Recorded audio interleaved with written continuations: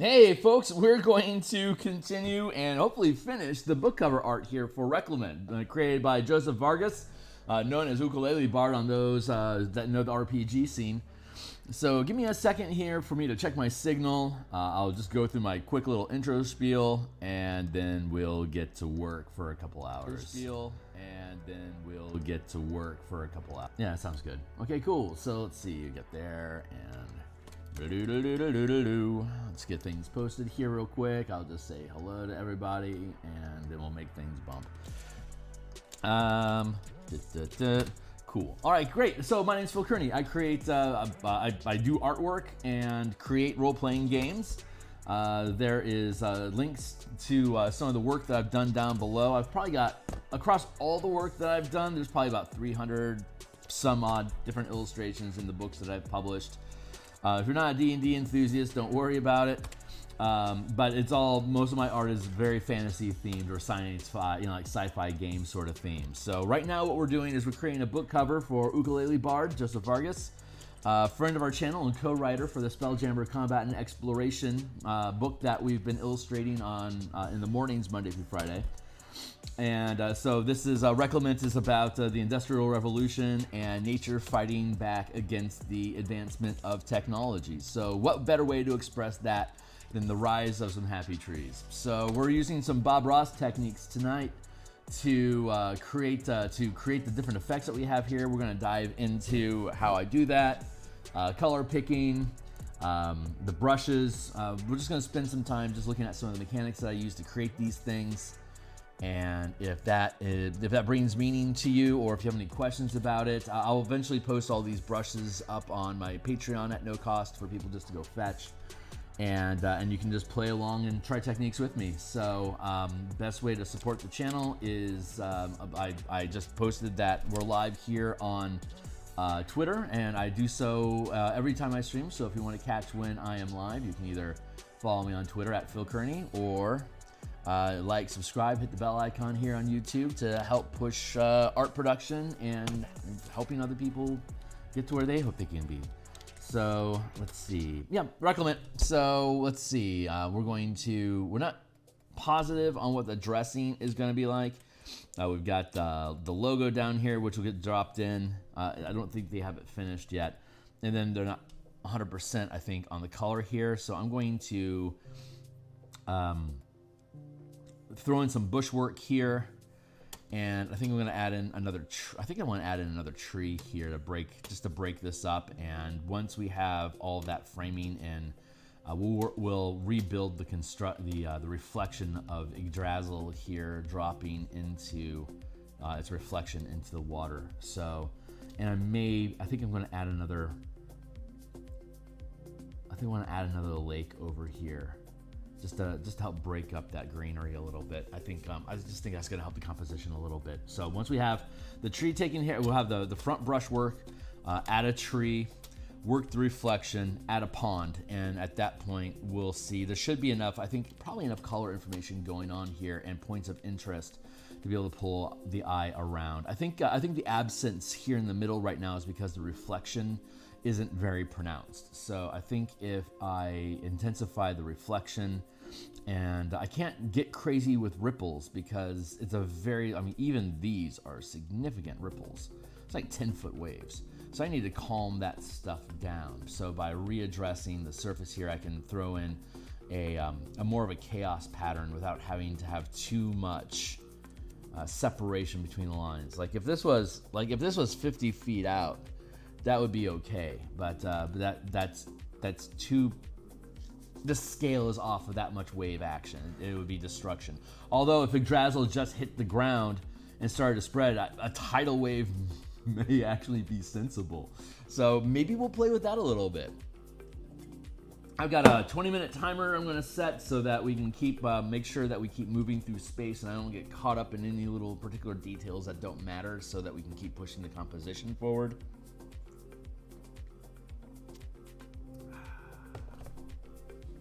So the first thing I think I want to do is I want to chop at this tree a little bit. We're going to use the curved brush that we have. that's what it looks like when you look at it super close up. It's an evergreen tree pine branch brush. So if I grab one of these colors all came off of a reference. And if you're wondering how do colorblind people paint, we use color references. Photoshop has amazing color picking tools. I think that green came off of somewhere here in the foreground. Let me see if I can go find it. Yeah, that feels probably like the color we want to use, but we could also check out something else over here. But you have to learn your RGB scale up here in the corner, and after you're at it for a number of years, color picking gets pretty easy. So like the G is forward, I know it's more green than something else. We're in a natural setting. I know there's gonna be some R creeping up on it. That means I'm backing down the B. But if we go way off here into the distance where there's atmospheric disturbance, we should be seeing a lot more B in that color. And look, it's almost gray toned, but very mildly green. That's atmospheric disturbance that cuts down on the sharpness of the saturation of the color. It desaturates because the atmosphere just naturally scatters the light over time, so it just washes out into a mid value. 0 is black, like total pitch black. A scale of 10 or 255 over here is absolute white.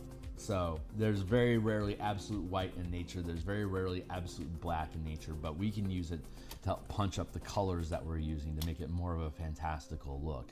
But now that we have our color selected here, I'm gonna actually push down that green and red just a touch. Just because I feel like it's that I can tell here this value is going to be very, very sharp on this picture. So I'm going to have a new layer here where I can experiment with. I'm going to drop down the size of this brush, and I can reduce the curve of the line here. See, I made it more of a mild sweep, so it's more level with your eye. The more level it gets with your eye, the less, like here's my fist. That's flat knuckles, but as we curve, it has more of a curved shape. So maybe I could have picked a better object. Ooh, there we go. This is a stylus holder for my pen. So here, and as you get higher elevation over it, now you're directly over it. So if it's eye level with you, it's going to be more and more flat. So we can control that flatness by building the brush so it's face down. And so as we work this circle tool here, and most digital painting tools have these, you can adjust the width of the circle. So that there is about like, yeah, it's about like that. So that's the kind of angle that you have on it. That's physics. Enjoy. And I'm pulling on in this because of Wacom technology sponsor. The brush projector basically is taking whatever tilt angles I have on my stylus brush, and I can rotate it around in space. It's hard for you to see maybe, but like you can see on the stylus buttons here, I can rotate the pen around so that it recognizes that the brush is being spun, and I can see how it distorts like that as I tilt it back and forth. It's a three-dimensional tool. It's in the Wacom tablet sends a radio signal out into like a haze space above it, and there's a little transponder chip at the bottom and at the top, and so it recognizes within like 1/100 of an inch when you're touching the board, and then it turns on and it takes whatever angle the brush is at and creates a brush stroke like that, like that, like that. See? It is recognized, so we can then feather together or mat together a bunch of pen strokes. Like Bob would do when he's creating happy trees. We just have to reduce the size of the brush down so it fits the scale of the medium that we're using, and then see, it is a very sharp, bright color. But I can come in here like that and put in some pieces like this. I can actually drop the opacity down.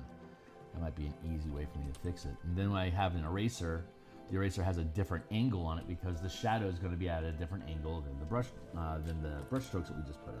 So I can use the same brush with an eraser at 100% and tap at that, and then we get rid of the top side color on that, and blip, there you go. Super, super easy. And we increase the size of the brush as we go down the body of the tree. And I'm using this brush in particular just because it's the style of leaf that we're using. We have different brushes for different bushes. Brushes have bushes. Bushes have brushes. There we go. Bushes have brushes. So we will take a look. We're gonna have to build some brushes here in a minute. I just wanted to spend a few minutes adding a bit more color texture.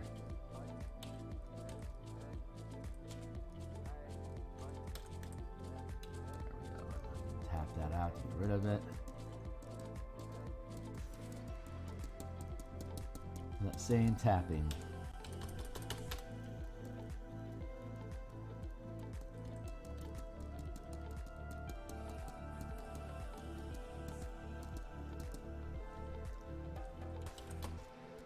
And I can add more shadow in by adding another layer to preserve the color underneath it, but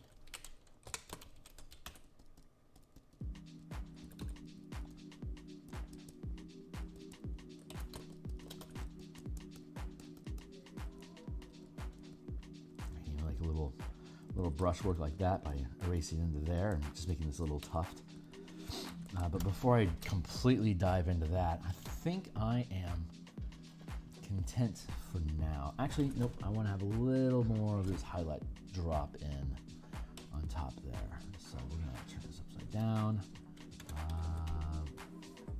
Woof.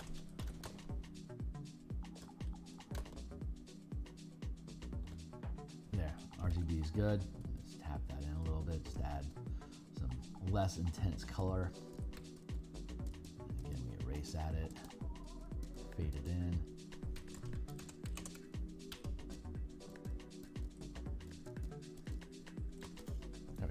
I don't need to overthink it though. So I'm going to set those on hold. I'm going to then open up a new space. We're going to come up into our reference and look at some of these little bits here. That's a very sharp green. I'm very happy with that. There, two of them. Oh, wow, this claims that's an unnatural color. Let's grab something a little darker. All right, cool. So those are some great highlights we're gonna be able to pull off of that. And again, I'm looking at my RGB up here in the right-hand corner. Know that this is a shadow because it's darker than this highlight.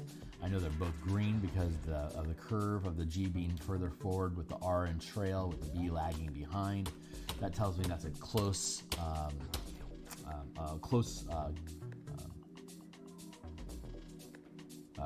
foreground foliage is the word I'm trying to use. So anyway. So we're just gonna see about just adding some. I'm gonna take the lower color. We only want to use the sharp colors as like a radical highlight. So I'm gonna drop this in. We're gonna go into our brush selections here, and I'll build a separate subsection of these brushes. Stick around the channel for when I announce that I'm gonna make these available for folks, or you can follow me on Twitter at Phil Kearney, and I'll drop signal when these things go live. Windows and brush settings, and we go into the shape dynamics, click, and then we go to the, okay, so here, see the brush is static. I'm trying to spin it, but it's not spinning. So when I turn on the brush projector, that's now I can spin the brush around. So this is a stipple pattern that I created after increasing the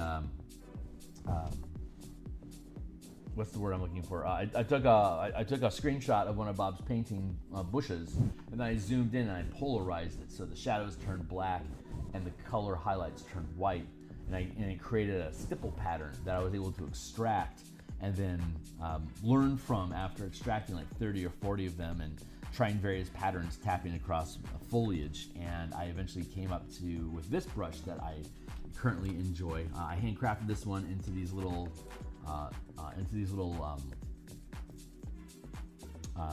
pine needle stubs sort of look, so it can fake itself as both twigs and branches and foliage off of an evergreen type plant. So, but when we add the highlights, we can switch to a different brush to show you can do like little poppy flowers. So let's take this, and then we're going to make it more squat. That's too squat. There we go, mid squat. And we're just going to tap it in. See, I can rotate and tap it around, and as I do, it creates this, like when Bob hits with a 2-inch brush, all the bristles just kind of clash against the page in different ways. So it's constantly changing. So it's this chaotic stipple pattern that he creates from hitting a surface with paint on it with hundreds of pin tips. So it creates those patterns of stipple that you can fill in quickly with just color, but there's enough texture going on in the color that creates interesting little interactions like that. So we can duplicate that same effect with any color that we want on the fly, as long as we know what colors we're using. So that's how that brush works. So I'm just going to put some of that stuff in here like that, and then I can use my eraser with the same brush, but then turn it upside down. And for the eraser, I think I want to flatten it out a lot, because the shadow's here on the ground coming towards you, so it's going to be a flatter surface. And I'm going to I think I'm only going to put it down to like a 70-some-odd% opacity. So I can now tap away at this in the same style and hen out some of that ground. I'm going to turn it over, and we'll try dropping it down to 30% so I can cut into this here. Tap on it. So this is allowing us to have the color information remained, but now we're starting to focus emphasis on the stuff that's underneath it. So we're layering color by adding colors on top of each other, and we can keep them separated in different layers as we wish. So we have a lot of control over that. More control, same amount of happy accidents, but more options to do something about it and to discover things along the way. And we can fiddle with the composition that we want. But using a low opacity eraser allows some of the color information behind this to creep through a little bit into this foliage. So I can use a sharp color as a base, and then as long as I have you want to have a dark background, like anime cell shading. You have a flat color, like a base color, neutral color. You have a darker shadow. You have a mildly lighter highlight or lighting, and then and the fourth is a radically sharp, bright, like goes black, dark gray, mid gray, white, are like the 4 settings in cell shading and animation. Cell shading is when you don't do any blending; it's just one solid block of color, but you do it in interesting patterns that complement the contours of the shape that you're coloring, or the form that's being colored, so that those lines of color look like hard light cutting off on the surface. So you can see it on Harley Quinn if you're watching that on HBO right now. I'm just using this, and I can tap and then drag to get rid of a larger line. But again, we're doing stippling here for a technique to have that stuff layer in. And now I can come back through. I've got some darkness underneath it. I like the mid-tone, so I just switched to the highlight, and I'm going to use a different brush for the highlight to see if I can create some interesting little flower bud effects. So the thing is that I can't use too small of a resolution on the brush, otherwise all the little dots just kind of blend together. So I think what I'm going to do is trick the system with some more erasing techniques, and grab, let's see, what brush do I want? Let's grab this. Let's grab this one. This one was built off of coral reef, so that same polarization technique of I took a picture of, or I grabbed a picture of coral someplace, and then blew out the shadows to black and the color to white, and then that created a negative space that I could create and I could build into this brush shape. And again, here with shape dynamics, turning on the brush projector, scattering is on. So I have a scatter effect that when I tap, it changed the angles automatically for me. there's a mild jitter function that we have in here for scatter, mild scattering. It doesn't lay down more than 1 pixel at a time. Count jitter, shape dynamics. There we go. Angle jitter. There's a very mild, so whenever I tap, it randomizes what angle it wants it at. And since the angle is so mild, it only crooks it between around 15 degrees. But I could crank this up so it could spin completely upside down or do 360s. That's so you can control how much it'll randomly, naturally drift back and forth, adding another element of randomness for when you're tapping.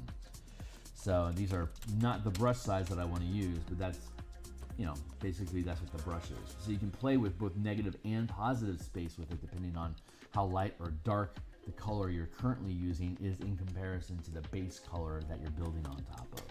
So in this instance, this would all be highlights, but this is going to be a radical highlight as like an actual highlight. So I'm going to take this and drop down. See, you're starting to lose that. There's a lot of color separation here with line and intricate work, but as I reduce the size of the brush, a lot of that pixel information gets lost until all we're really looking at is the top edge of it.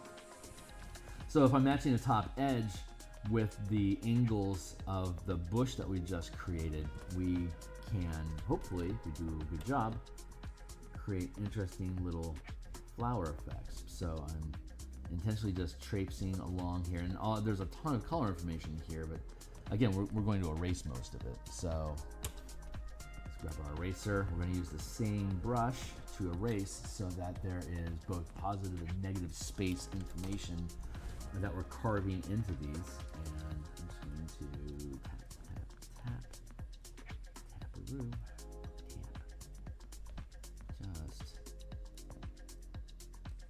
make those pop out. And then I can erase hard underneath all that. So we have these little tips.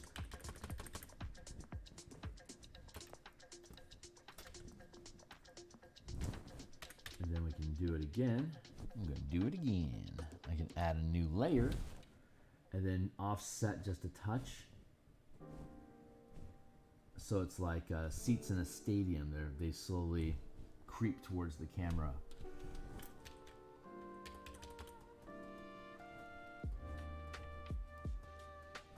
And I can just tap at the base of it. So only the top edge of that, the top edge of the seats in the stadium become. No, leave that there. Trim that stuff out.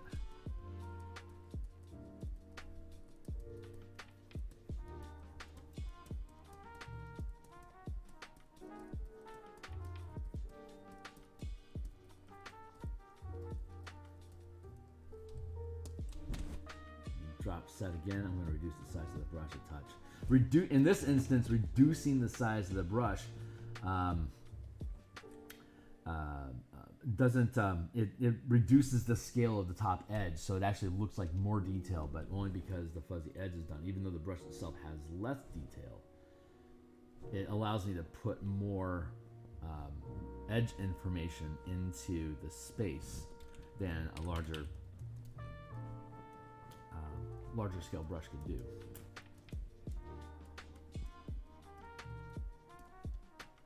So because of the digital tools, we can add and remove, as you can see, you can add and remove the color to help build your composition. So you aren't limited to just stacking paint on top of paint on top of paint. You can also erase it underneath and then add on something different, feathered even underneath it. So I think I'm just gonna do one more little bit like this.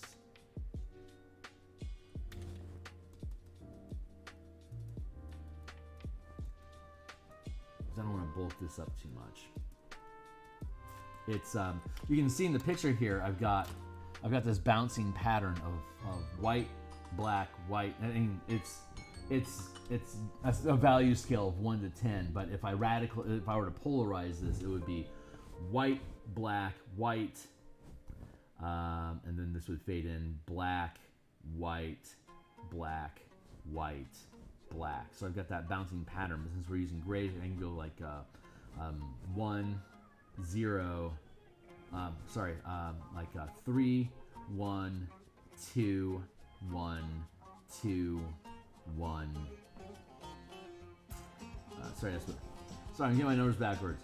So if this were on a scale of 1 being black and 3 being white and 2 being gray, it'd be 3, 1, 2, 3, 2, 3, 2, but it also goes from 3 to 1, and then 3, 1, 2. So it's bouncing across the page like a wave pattern. And then when you dive into each individual element, it's got white. It's got like bright, dark, bright, dark, bright, dark, and then more dark as you move further down the page, and then it hits the poppies. But see, at a casual view, that's some good-looking poppage. So that's the kind of results that we're wanting to produce with this. Trim that out a little bit. Hit that too hard. I'm actually hit that with a lower opacity eraser.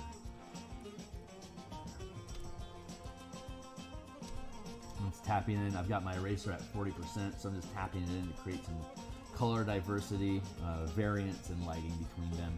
But that helps frame the trees into this verdant, lush tarmac, for lack of a better word. So that's one type of bush. Let's build something different over on the right-hand side. And the lighting is going to be different here because there's more trees, so I don't want to use something that pops so much. You can see I can layer in all this different texture information, and when you're looking at the book cover at its intended size like this, it easily blends itself. It lets the eye, like with Bob Ross, it lets the eye trick you into seeing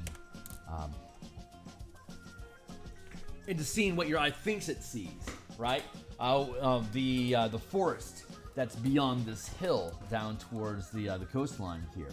You can see the lushness of it, and even here, it still pops with good, like that good canopy coloring, right? But as you draw in closer, you can just see it's just replicating. Which brush is that one? Hold on, let me find it here for you real quick.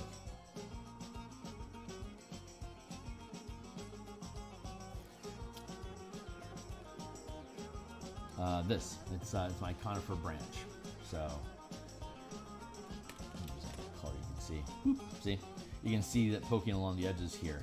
But as I use a smaller size, and it starts to blend in, and it blends in further until you're hitting a point to saturate, a point of resolution where it doesn't matter anymore. But as you pull out, so your eye is catching the cottony effect that you have at the top of deciduous trees in a forest. So there you go. Well, so far so good. So I'm going to want to use a darker color here to extend out this mass of foliage into this space here, and then do some highlights across it that are contrasting, like a little bit more, not quite as sharp as those, because I want to make sure it's different. But that's going to let us blend into the space, and then we can start working on moss and grass in the front. So we just keep marching forward with it, adding layer and layer and layer. We'll call this group left flower brush. I'll add another layer.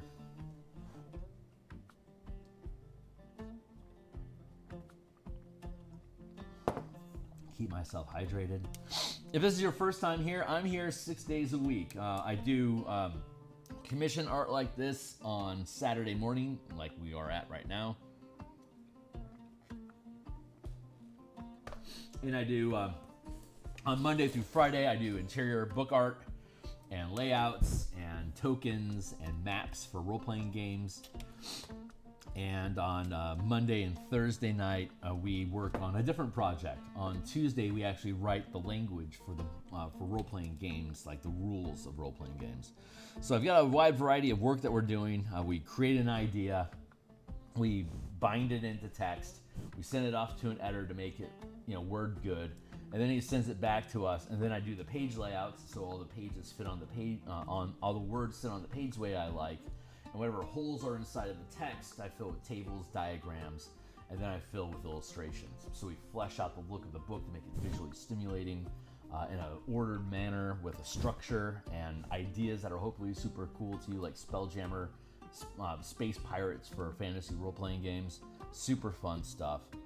And then we publish it, and hopefully people buy it. And then we talk about it, and then we build more things that complement that stuff. Like if you check out my Color Mana Spell Point variant rules, it's color magic for Magic the Gathering, and we have the initial idea, and then we go into specific, like more and more specifics, like Boros Knights. What are Boros Knights like? So then I can start off with like a general color language for the core book, and then as I fall into these little tangents and offshoot ideas or more specific information, I can craft the art and the language of the material to be more focused in on that subject. Instead of just being like color ideas or like wizards and stuff, I'd focus in on the Boros Legion, armor, people, imagery, iconography, as that specific guild would dictate. So you can be super specific or vague in your in what you're creating in these games. And so this book, Reclaimant, that Joseph Vargas, Ukulele Bard, is creating, is about during the time of the Industrial Revolution, man discovering more technology and nature getting fed up with it. So Yggdrasil descends upon the earth, unleashes spirits and beasts of nature to fight against man's advancing technology.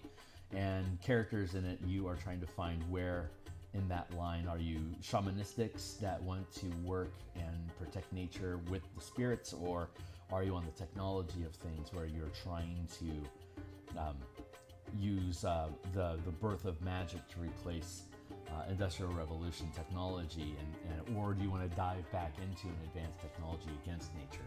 So you have those three paradigms that you can play with inside of the game just offhand. And that's super cool. I love man against nature adventure type of stuff. But here's a new brush. We're going to use this one instead. You can see it's just a stipple pattern. Again, it's just a bunch of dots. But when you work them all together, just like Bob, it ends up creating these fun little groupings. So I'm just going to drop this. I'm going to drop the size here so it looks like. See, it doesn't have the individual dots anymore. It has a general outline that looks a lot better at this distance. So I'm just going to tap in some of this. You can see it's a little like a tiniest bit of green going on there. So I can use that to build up inside of here. Let's see if I were to get rid of that. That, you can see this is the color splotch that we've created. Get all the bells and whistles back in. I can traipse this off down into here. Now I can take an eraser using the same eraser tool with 40% opacity. Feels pretty good. I'm just going to tap away at the bottom here just to break up where exactly does it end. Since we'll be stacking up moss and grass underneath that. But by hitting the eraser here, we can have it becomes a looser foliage that more color information from the background hooks through. So that's a decent little fade, and I want to go back up into our reference image here to see about grabbing a different type of green, if we can find something interesting. That's not bad. What about this? That might actually be more of the speed that we're looking for, but I'm going to take both of them. I think this is just a random mountain forest picture that I grabbed off the internet, and but since I don't see color, all I have to really think about is the dichotomy of values between white and black. That's what professionals with color vision do anyway, because they have to structure the image that there's a lot of contrast, so that the whole piece, the composition, pops. So they have to be aware of where highlights are, where the lights and darks are intermingling with each other, and then you can just basically drop the color information in on top of that. So as I'm sampling colors off of a photo, I'm also looking for that dichotomy of how dark versus light is that for the space that we're going to put this in. So like this is a mid-tone here, even though this is like on a scale of 1 to 10. This is like a 2, right? This mid-tone that we're looking at here is like a it's like a 4, maybe like a 3.5. So I'm going to add another layer here so that this, and again, this thing spins. It has a look how much this thing spins when I tap it. This has got like a let's look at the brush. Hold on. Shape dynamics. The angle jitter is much larger, but it also has a scattering effect that's active on it here.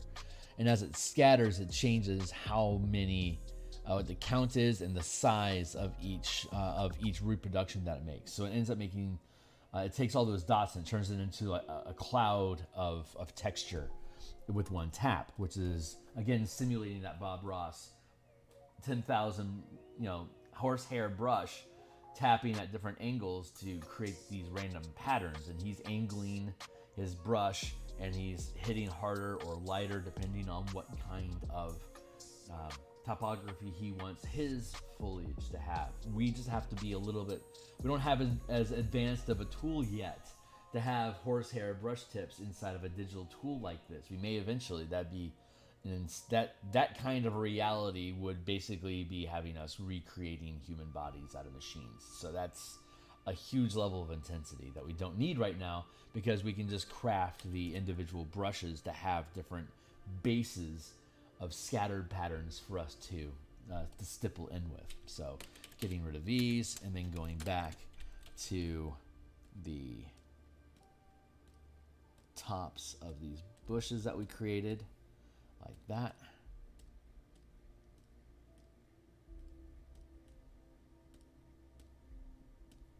There. Create that shell-like effect, right? And then we're going to go back in with an eraser. And right now we're going to use, I think, let's go with like a 30. Let's go with like a 30% erase. I don't necessarily know why. It's just what my gut's telling me. It's just my instincts. And you'll develop your own instincts in painting if this is something that you're interested in doing. You just didn't know how to before. I'll spend some time, maybe next week, actually building brushes, so you guys can see how that happens. Yeah. At this point, that's very subtle.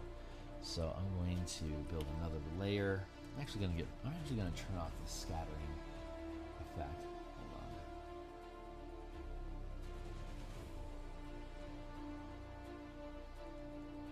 I think I'm gonna calm that angle jitter down a little bit. There.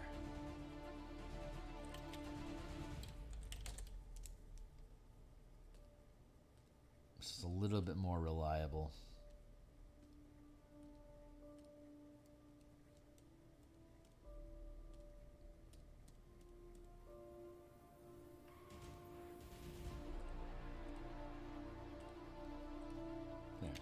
And we'll do the same eraser bit inside of here. Trim that down again.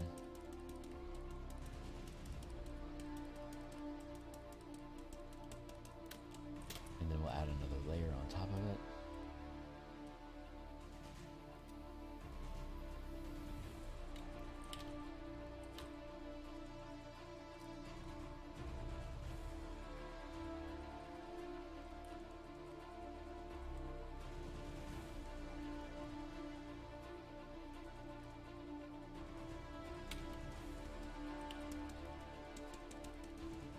Tap, erase.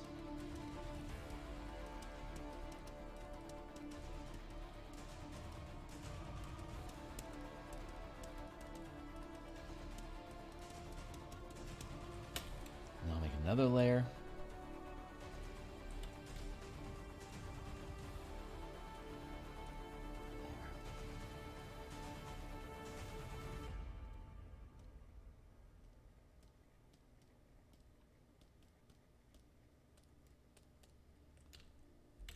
With a full 100%. I'm going to actually change to the conifer brush while I'm erasing here. Don't know why. It's just my gut's telling me to do that. And you don't always have to use the same type of brush to add and erase. Sometimes if you change it, you create new layers of texturing to help differentiate. See, I'm eating up too much of it there.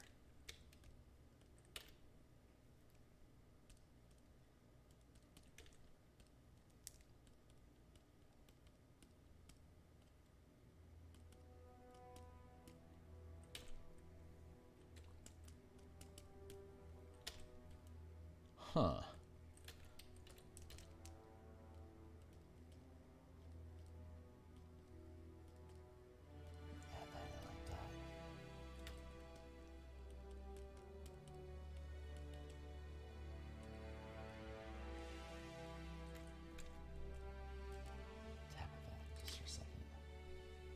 Interesting. I'm liking this. This is neat. Erase here a little bit underneath. So this one, I'm going to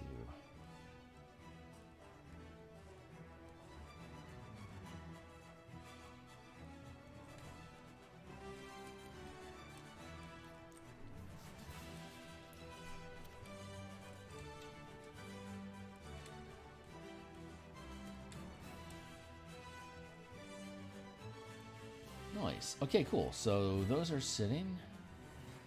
Burp, burp.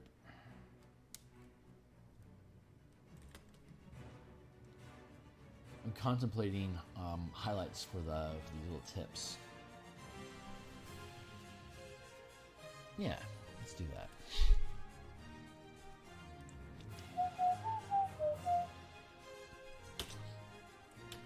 So go with the brighter green. I'm gonna switch to that conifer brush. That's where my heart wants to be. This is the same again. When I held the brush straight up like this, we created these forests. See.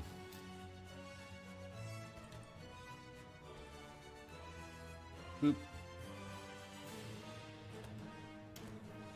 But when I hold it a different way, it's completely different.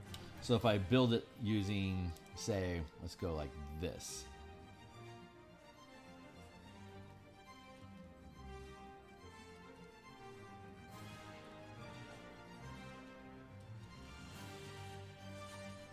That is a different language, and I can hold it upside down like that. 100%.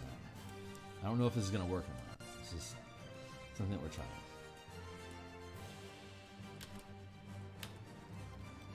I don't hate that. No, I don't hate that at all. Okay, cool. We'll leave that be. And then we can... Let's see what happens if I just take a normal, just a normal round brush. Drop it down to really low size. We're at 3 pixels right now. At the 3 pixel line. And let's grab this dark color back here.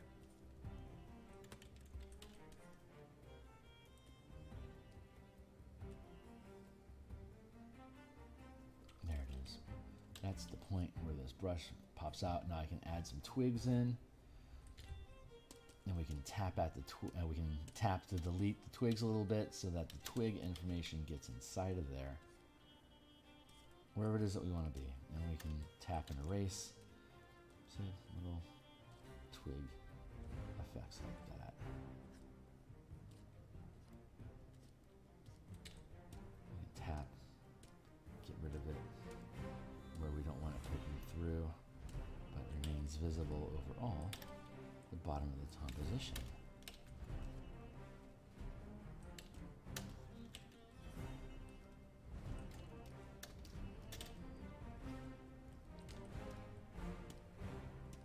Like this is where the highlights are, so it makes sense for the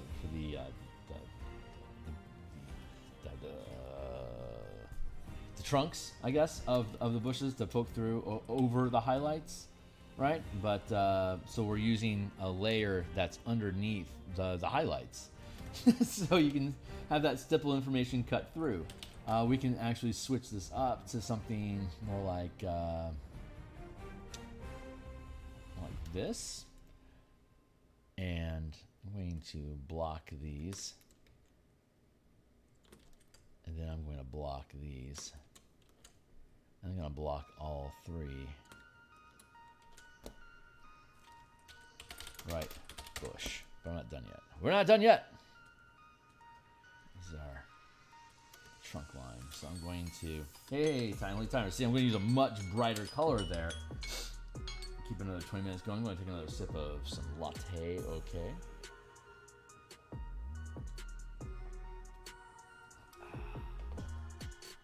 How's folks doing out there this morning? Be welcome to drop in comments and tell me how good your day is going so far. See, we can use the highlights here now that we're getting further out away from the brush. We can do the same thing with a different color. We still tap in and erase it, but now we're going to erase more on the bottom as well as inside of the highlights because it's a brighter color. Go over here and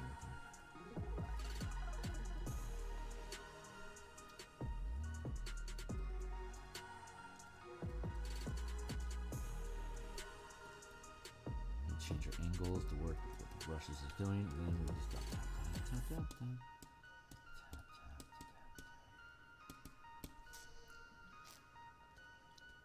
I'm going to drop the opacity to make it blend into the background a little bit more. Yeah.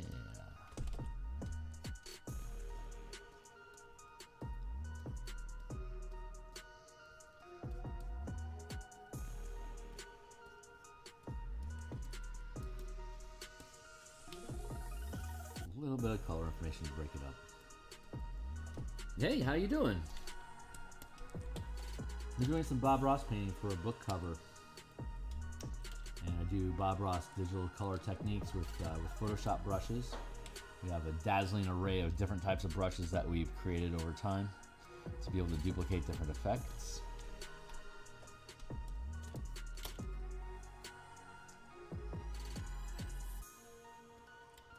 So here's how it looks so far. Reclaimant is the name, is a role-playing game that my friend Joseph Vargas is creating. He commissioned me to create this book cover for him.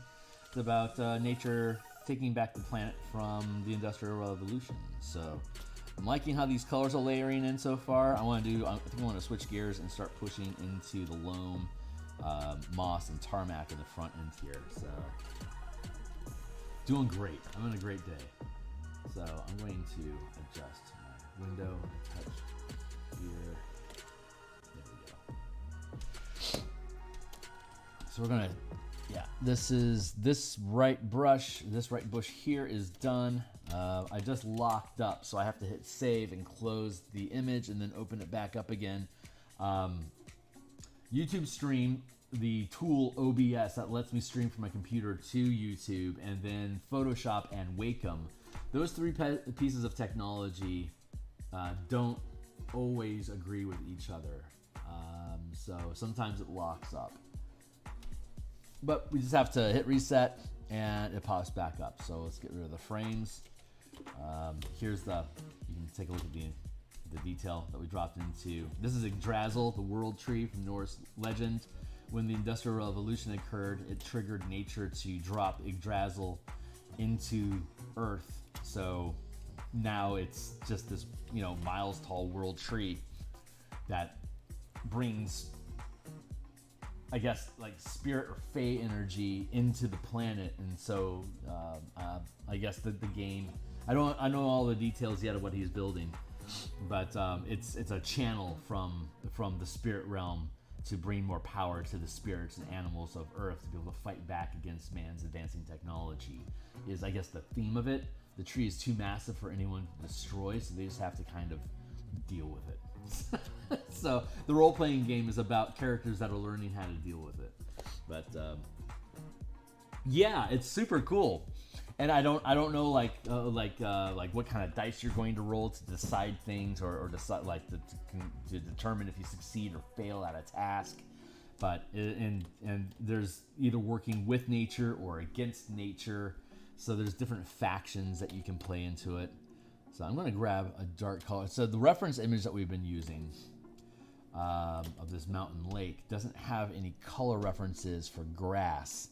So I'm going to peel open our references and check another picture to see if I can find something that's relevant. And I got a couple hours today that I can spend on this. These are the images that Joe sent to me as inspiration. So you can see they just basically did a reverse polarization of a tree, probably in their backyard, and photo bashed it into this ruins sample that they have for whatever game this was from. But that's a stone surface there. That's looks like some magical hoo-ha that's happening there. Yeah, it's got a bluishness to it. That's not natural in that space. This is all rocky terrain, so I'm not seeing like any good grass texture or color references that I don't see any color.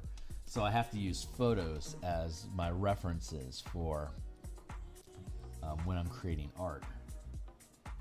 I've got the techniques and the ability to create paintings. I'm a student and well, I can't get certified as an instructor because I can't mix colors with a tube of paint on a board.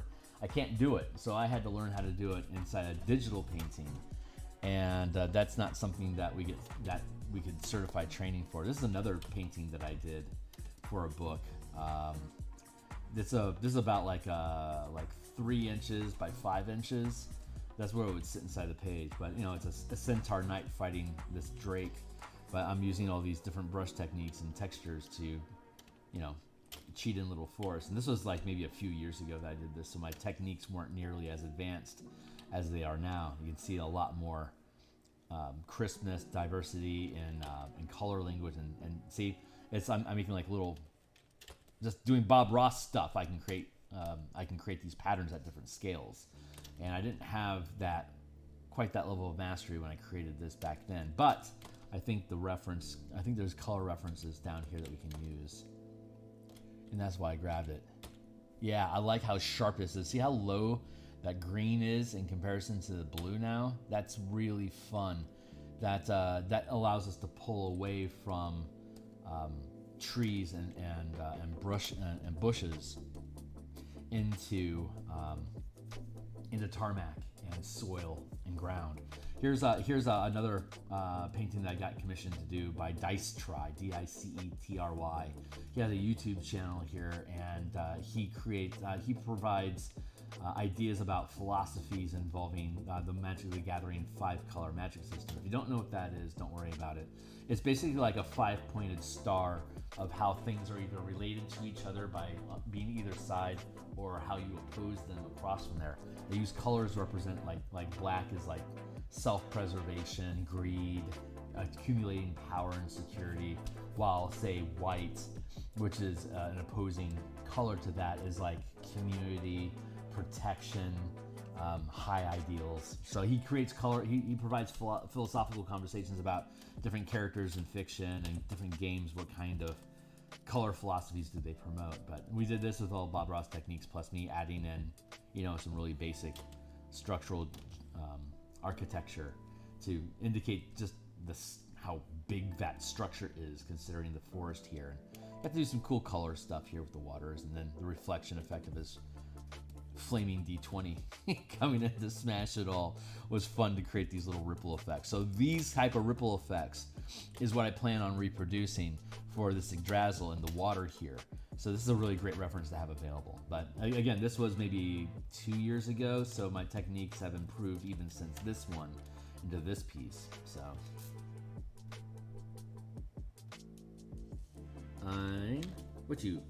I'm tabbing to this from my home school. Oh, yeah, right on, dude.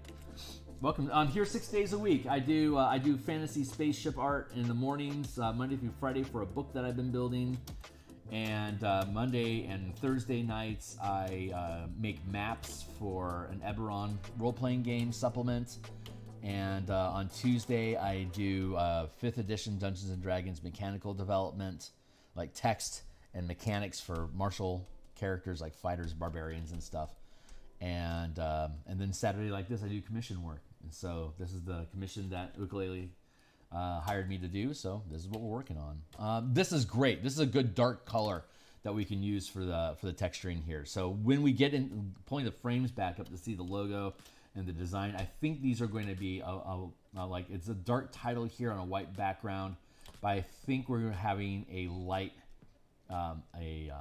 either a light font color or dark with a light highlight around it, like a glow highlight. The plot design by Joe and edited by whomever, and then their logo will be able to drop in here. So, but I generally want to have darker at the base of the picture. Like this is as low on the composition towards the border I really want to be for like flower tip highlights like this. I want to have it darker or mid-tone, like on a scale of 1 to 10, 1 being black, 10 being white. I want to be operating like around 1 to 6 in this space. So that's what we'll get. Sitting here stalling it, I could be doing it, so I'm going to start doing it. I need to select a new brush though.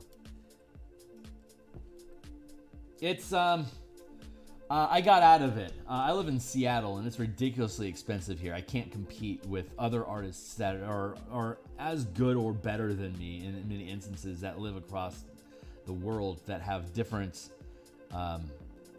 household incomes that they have to do. So what, like, I might I might sell a painting for like $1,500, but that could potentially feed their family for like 40 days. That's like a week for me. So Seattle's expensive. So I'm trying to think about what kind of a brush do I want to grab here, and I think I'm just going to go find my I have a grass.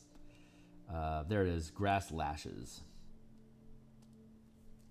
So where you live and what your cost of living is has a huge impact on how realistic is art as a career option. So I'm just stippling here, Bob Ross style, I'm just stippling it in here, stacking it in.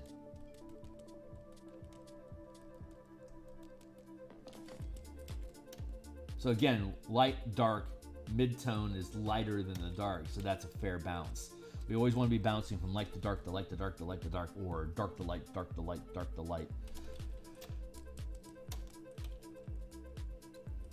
I'm going to drop the size of the brush so I can play with distancing a little bit.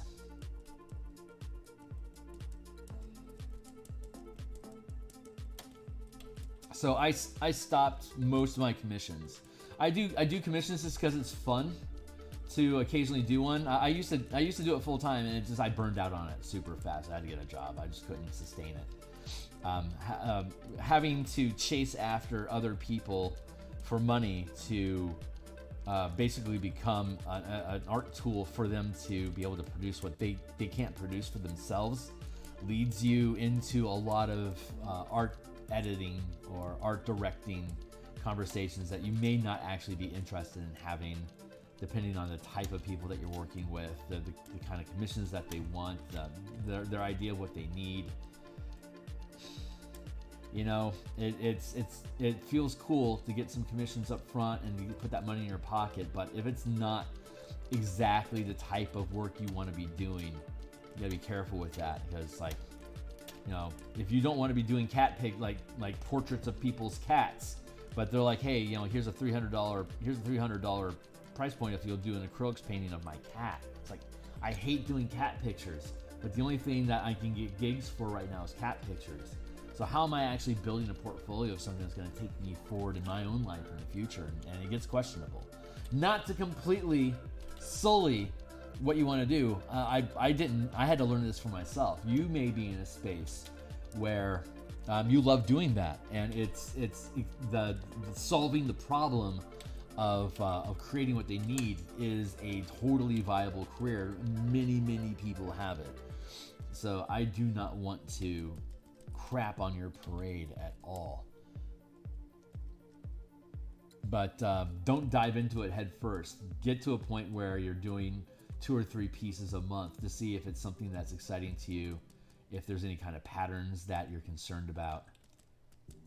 I've been in the role-playing game industry doing freelance art for small independent producers, so I like sci-fi art, horror art, mostly fantasy art because that's what I love. But once overseas was able to email their files, you know, I lost all my marketing power.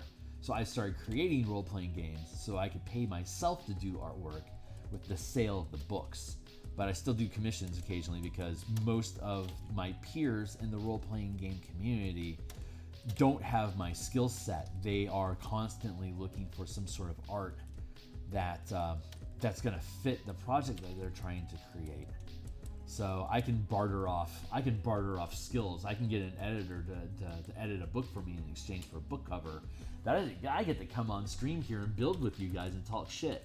So, and, you know, talk up their book. Like Joseph was a co-creator the fantasy spaceship Spelljammer setting book that I created, that I'm currently illustrating Monday through Friday. He helped me write that because he's really smart with math and he's really good at statistics. And we were building new statistical mechanics of rolling dice. What are the chances of having something happen? He's really great about breaking that stuff down. Smart guy. So it was great hiring him on board to help me build that book. And he's like, I need a book cover. Can you help me with this? Of course. So it becomes a real, it's a really fun community where everyone can help each other out.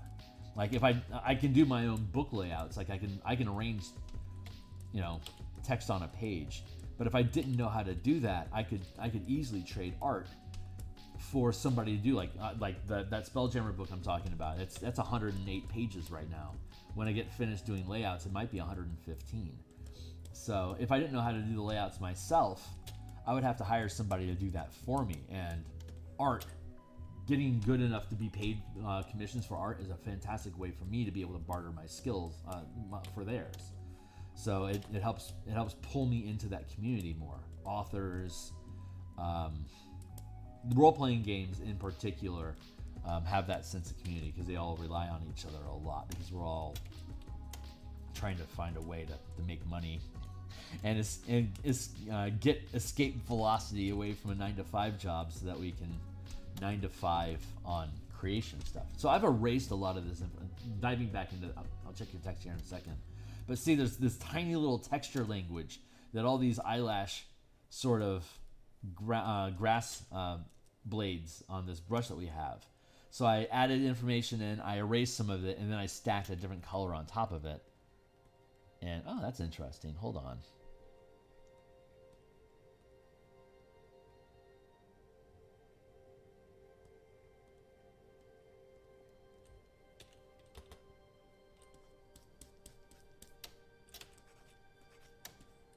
Just noticed that some of this was at a weird angle. It was coloring off the page. There we go. I'm going to check my other edge over here. All right, so what's up?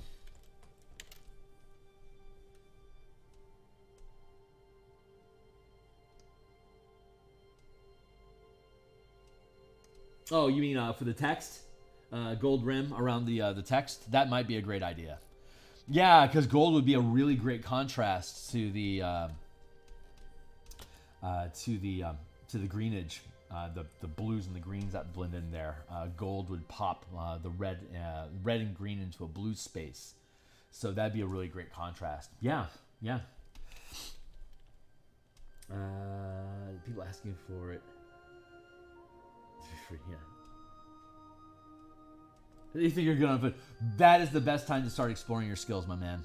I started getting serious about doing fantasy art when I was 16. I used to buy Dungeons and Dragons books with my lawnmower money when I was 12. By the time I was 16, I was getting good enough that I knew it was something I could pursue. So yeah, dive into that, dude.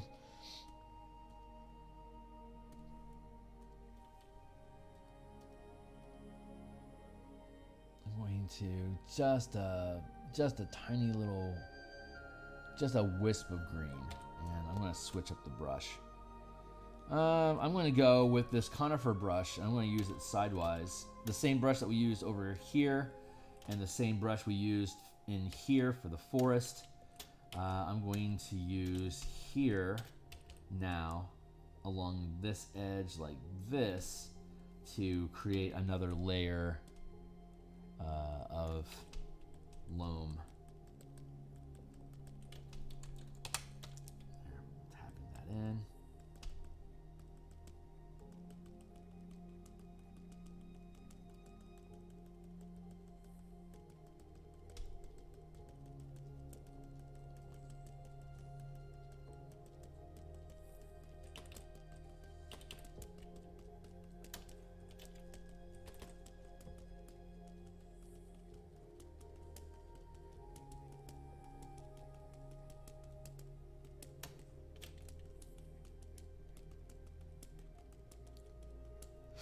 Hide the frames for now. Yeah, just pull that up to the edge. Some rough texture. Oops, there's my 20-minute mark to make sure I don't obsess over. I have a 20-minute timer that I keep going, so I make sure I don't obsess over any particular detail or point for too long. The 20-minute thing helps pull myself out of the creative spirit of it. Where are we at? 10. Okay, I've got maybe. Normally I have 2 hours in the morning. Like we're in Seattle here. It's 10:15. So normally I go till 11, but I'm gonna go till noon today. Drink some latte. Chase it with some water. Keep the whistle wet. I'm gonna use the same. Oh, I'm gonna use this brush, but I'm gonna use it at a 60% eraser. Now that I dumped in all this color information, I can use the same brush that I used to add color information here. I can take to this dark space and I can use it at a low. I'm gonna go down to like a 20% eraser. I'm gonna actually duplicate this because I want to play with this. I'm not sure how it's gonna turn out, but it should be good. But I can drop this down and use negative space to erase at it to add in that color information. Instead of adding, I can erase and take away from and create the negative space. The negative, since the color that we're using is darker than the background, the negative space is technically a lighter color than the super dark green that we added on. So we're using the technique of erasing a darker foreground color to let the lighter background color show through. It's a different way of doing it. And since I'm using such a low opacity on my eraser here, it has this more of this tufty feel, like grass. It's like grass, like thousands of blades of grass. It has that sort of tufty feel to it. So, and the more I spend time erasing in one spot, the more this lighter color pokes through. So I'm incentivized to tap and erase in the same spot over a longer period of time. So that causes it to fuzz out even more into like this peach fuzzedness. But that's what, you know, when you look at a yard of grass, that's what it does. So we can cheat that technique here at a super. We're using the same techniques at a very close foreground to the camera where there's a lot of detail. We're essentially using the exact techniques that we used in the forest back here at a very far distance, and we actually used the same brush. So you're using the same brush at different scales of resolution and detail and intensity to the opacity of the erasers to be able to create the form in different ways by stacking the effects in different ways. So, and that's just something that you have to experiment with and play with to find out how your language works and how you express things. And this is something I've been, working on for, well, I'm 50, so I've been in the game for, well, I started drawing when I was 4, crappy looking tanks and jets and spaceships shooting lasers at each other in the form of long black lines because all I had was a marker. and it just kind of evolved from there into this. So basically for the past 45 years I've been getting more and more serious about expressing things in a two-dimensional space.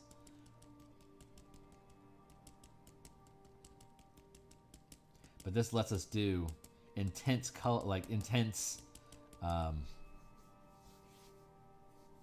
texture and color information with very little effort.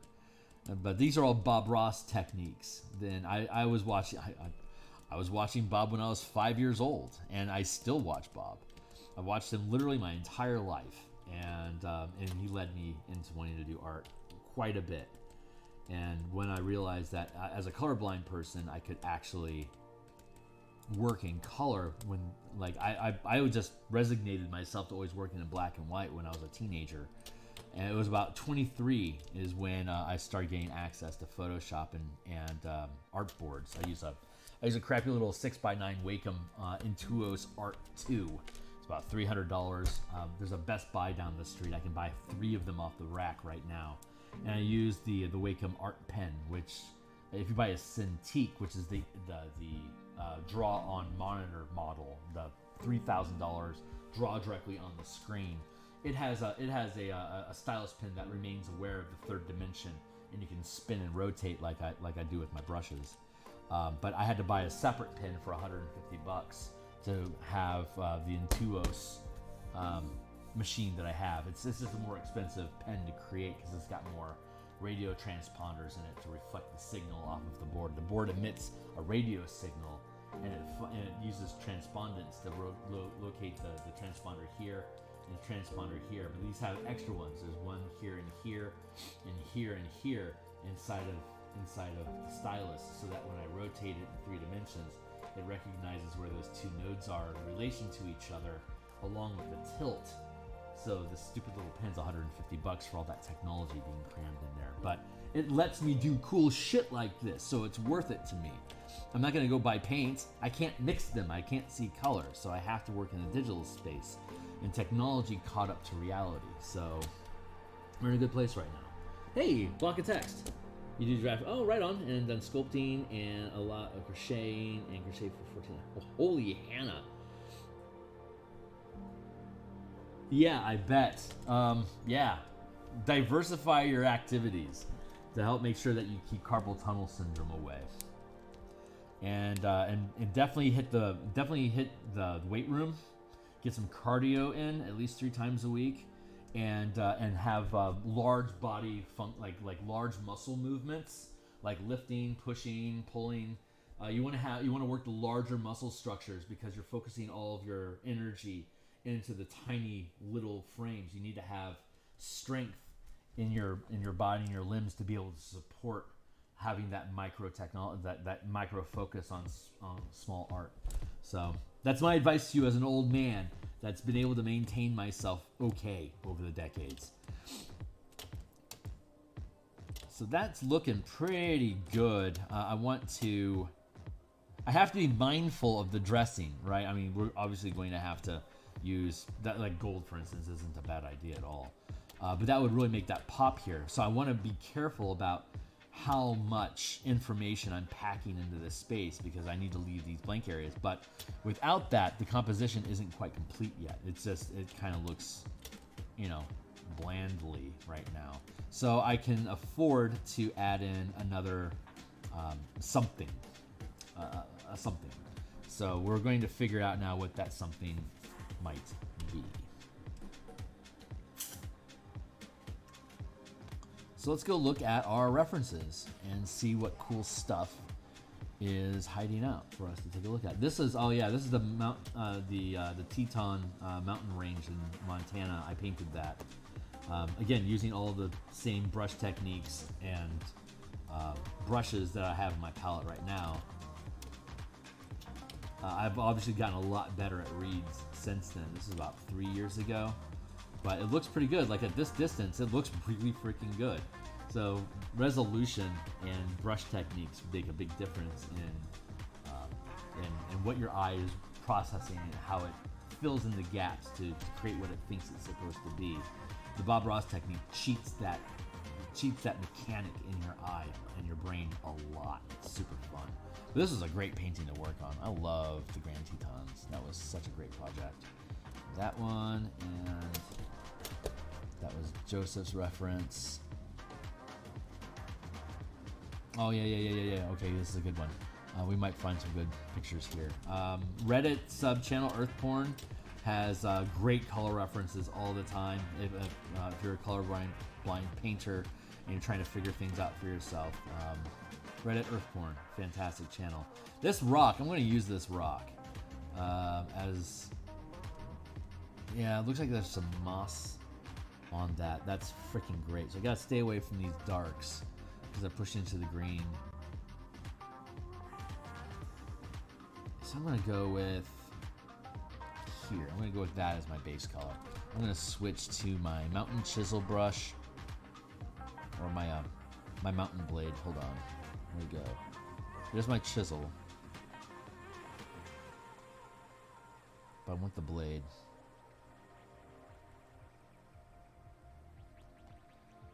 Let's go find it. Come on, buddy.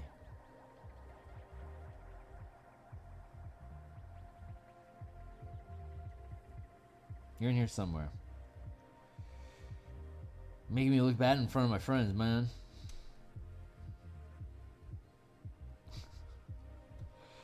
Where are you?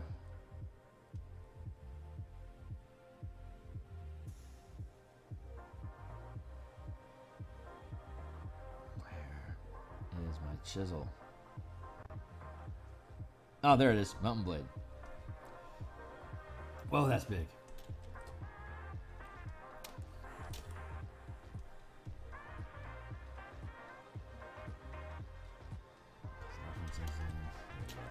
So this is what this looks like. It looks like a razor. Let's add brush settings. Let's add in that spin function here in the brush projector. So yeah, this one is. See, it looks kind of like a razor blade, like a removable laser razor. There, I said it again. Razor. This is actually a pretty. Oh no, that's actually a really good start. Let's go find. Let's grab the midtone.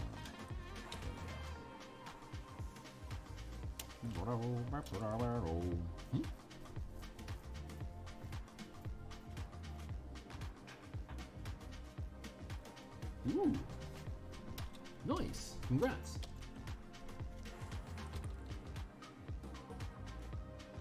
Algebra is really helpful. It's people are always like, "What the hell am I going to use algebra for?" I don't know if your tutor or instructor has any answers to that, but the real answer is logic is an advanced mathematics class in college, and it's basically building structures of if-then statements. So, oops, I forgot to add on a different layer. I better erase that real quick and jump into a new layer that's separate. But algebra basically creates a logic structure of x plus y equals z. If this and this makes that, or if I say this and you do that in response, the outcome is y. Lawyers use algebra a lot by creating language that you say yes or no. Like, you were drunk and hit that guy equals he's dead. X is your condition, Y is the location of the victim, and Z, the equal, is the outcome of those two things combining together as a plus sign. So lawyers are constantly using algebra to create logic structures that you either agree with or disagree with. So if they have a really good quadratic equation that's taking multiple elements inside of one sentence posed as a question, you can create a logic trap of, if you beat your wife and then you use an equal sign, and on the other side you have, and you've actually be a plus. I'm not having to do a job. I'm not doing a good job creating logic because I'm not a freaking lawyer. But like there's a way that you can build something that's like, are you a Nazi or are you a wife beater? Like, you can build that as a quadratic equation where you have elements of you being a Nazi on one side of the equal sign and you being a wife beater on the other side of the equal sign. And the variable that you're having your opponent answers, like x plus y equals a plus b. Like, you can create the answer for what a, b, and x are, and then force a response of, what's your opinion, or are you also y, yes or no? And that's how you can create logic traps of, you've declared these variables are true, and now as we apply the variables of, like, say, were you drunk or not, that sets that variable for all the other equations that the lawyer has set up to be able to hit somebody in questions with. So, like, that's verbal algebra anyway.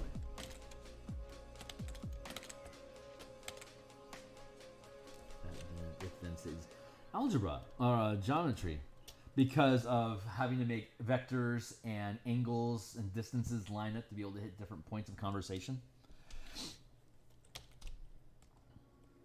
Because that is also a very reasonable way of structuring logic. Yeah. Good words. That's smart, guy. That's smart.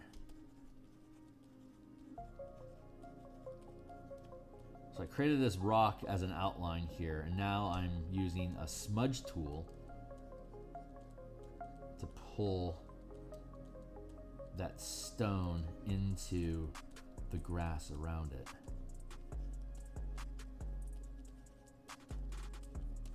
Did not know I was going to do that.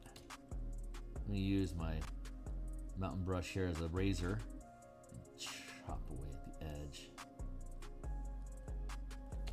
There.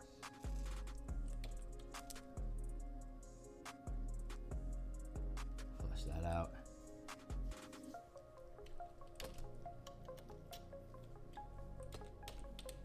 I can make another layer. I can use my chisel brush and build some highlights over this.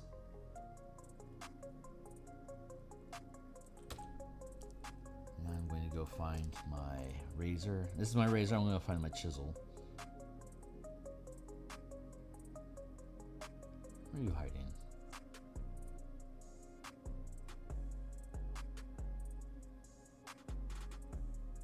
There's too many brushes. I need to trim down my brush inventory into a tighter package. And actually, I need to post it. I do need to post it on my Patreon. There they are. There's my razors, chisels, mountain chisel. So this is shaped like this. And I can do all sorts of fun things with it. If I'm going to use it as an eraser at 100%. I can cut away these edges a little bit, and then I can also use it if I'm going to use it as a smudge tool at 100%.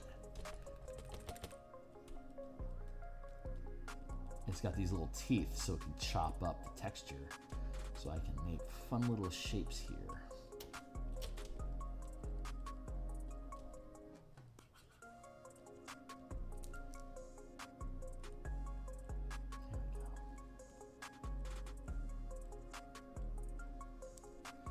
Then I can use it as an eraser at a low opacity to blend that in a little bit.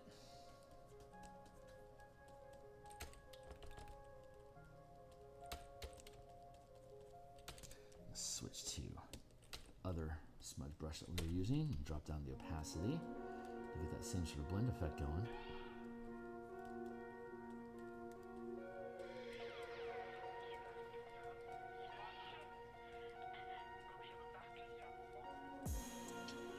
I'm going to use a higher opacity so I can push those pixels more so they're less cloudy and just more of a gradient. If the smudge brush is too soft edged, it makes things look cloudy. If you increase the opacity or the strength of the smudging, then it becomes a gradient. And if you have 100%, it pulls things around and creates topography like that. So I gotta be careful. This can't have too smooth of a texture this far in. So I'm gonna use a brush here with like 20%. I'm actually going to use, I'm going to find a different brush to erase with. I'm going to use this Mountain Range brush.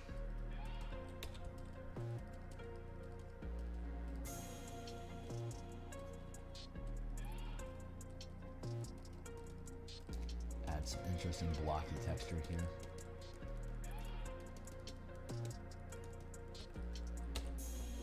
And then push that stuff around. Bit like that. So I still need to build Yggdrasil's reflection, and I think I want to add something. I might want to add like some tree tips in here in a lower layer, just to chop up this edge a little bit more. This is the area that's not inspiring. I'm not receiving joy in this area, so I need to work on that. And since I do, there's that. I'm going to drop the opacity on this down.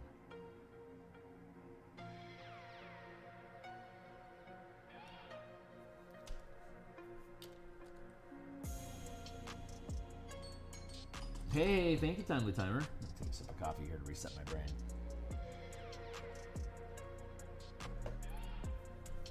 Very good. All right, so we're going to keep that at 100. We took the underlying color and we dropped it down to 45 is good. Now I think what I want to do is grab darker, yeah, very darker. So you got the faded base, we've got the highlights. I'm going to add in a shadow layer in between them.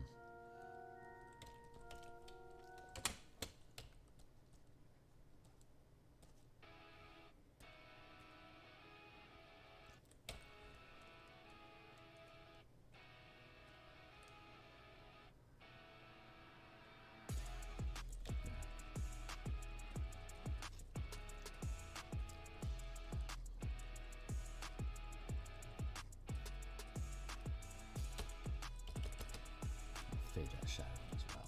Now we can chop it the texture at the top a little bit more. There. Highlights again. Grab our chisel.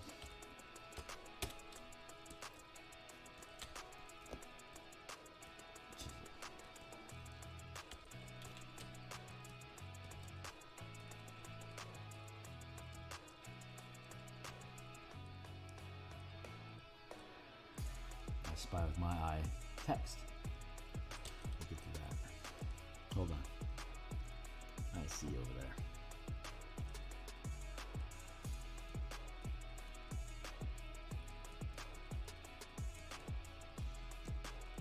I'm just using the smudge brush here. I'm just in the chisel, and I'm just dragging this to wherever it is that my muse says.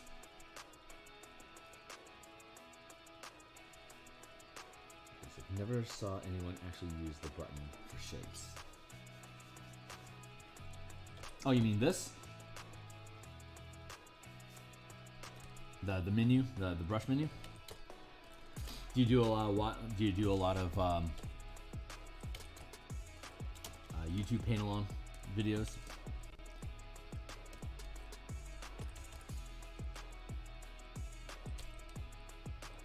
Or participate in, listen to them?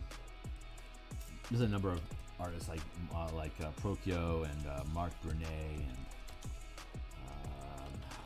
and Trent Canega are some of the artists that I like to listen to. Steven, I can't remember Steven's last name.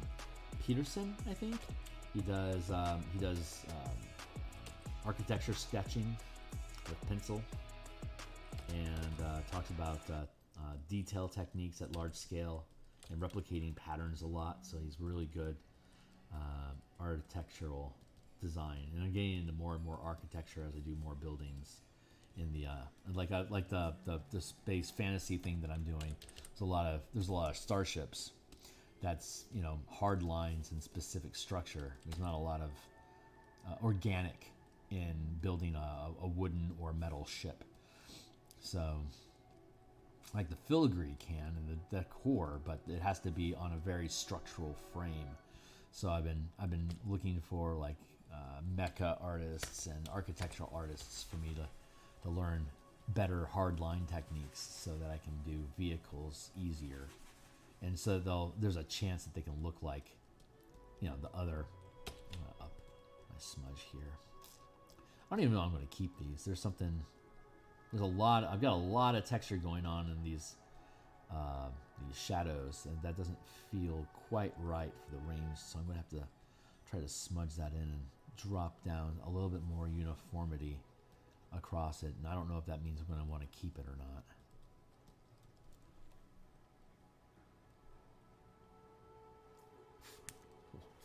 What's up, Chronic? Menace. Never saw anyone. Hey, Dennis. Dennis and Chronic, what up, my dudes? No farting for you. You're gonna have to hold that in, Chronic. We're gonna hold that in until the art stream is over, and I'm gonna be here for another hour and 15 minutes. So you better sit down. Clamp that down, buddy.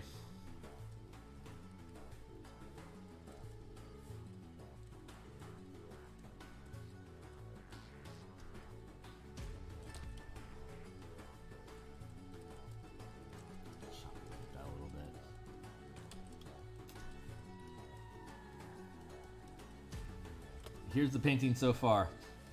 Now I'm just doing some ground texture stuff. I don't know if I'm going to keep that or not. I kind of like how it breaks up dark, light, dark, so I feel like it's necessary. But I also don't want to... I only have 14 minutes I can obsess over it. Blockchain programming, no kidding. Gonna get into the banking industry.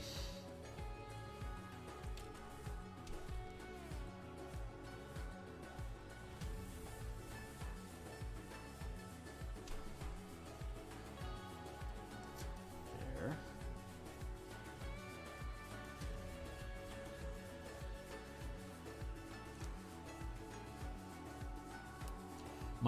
My brother George, he lives in Germany. He works for DSL, the UPS of Europe. It didn't do well here, but there was a DSL here for a couple of years. I think they've pretty much extracted themselves from the American market at this point. But they're integrated with the German government postal service, DSL. He oversees data management for that, basically for that industry, and he uses, I think, Fortran. He mostly builds tables and processes data. So he constructs charts and tables of tracking real-time data that he can then distill into a pivot report. So I think it's Fortran that he uses, which is like a super old, it's like an 80s language. It's almost like machine assembly language, I think.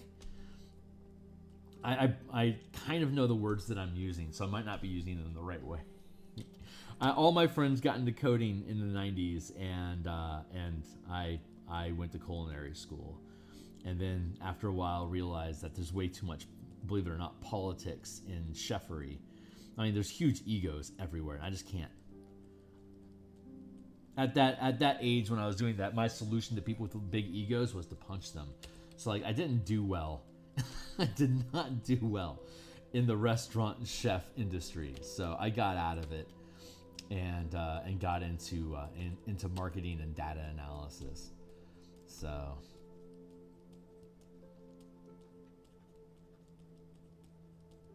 and I also do I work for an agent, an advertising agency in Seattle.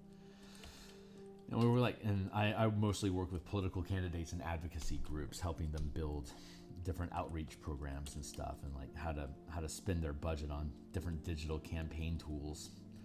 That's my day gig, doing that, and then doing lead analysis. Like X amount of people came through the door looking for advertising solutions. This is the conversion rate. You know, this is the dollars that they spend. This is where they focus their attention on. So I wear a couple of hats at that company. I don't talk about the company that I work with on my stream here because this is my world.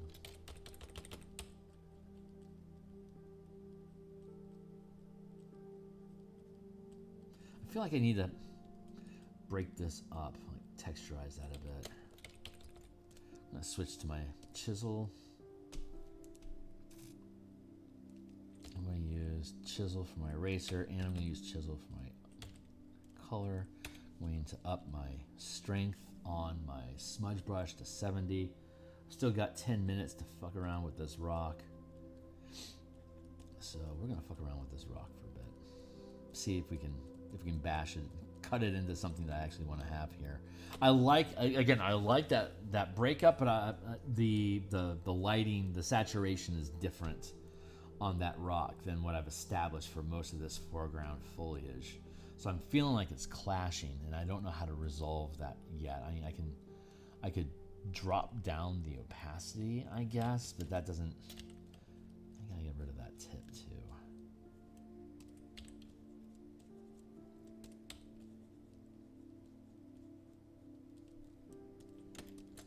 I think I'm just gonna drop these all into the, I'm just gonna merge those down for the fuck of it.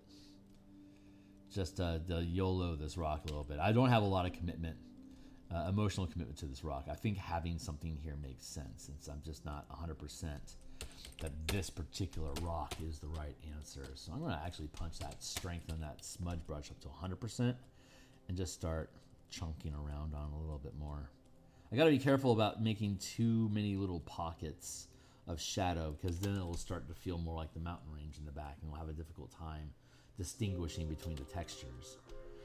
So, I mean, granted, mountains are just like really big rocks, so there should be similarity, but it's the amount of detail that we're providing. I unironically want more detail in the mountains in the background than I want in this rock here, because lots of contrast and color information in there reads as there's a lot going on far away, while having less information here and more basic will read more like this is a worn rock and it's smoothing down on a very local scale. So they won't be able to see like these big chunky, this is the kind of stuff that I wanted to see. This is the way. This is the way. Now I can drop the eraser down to like 50. There's a 40. And I can blend those in like that. To help get rid of some of that shadow holes.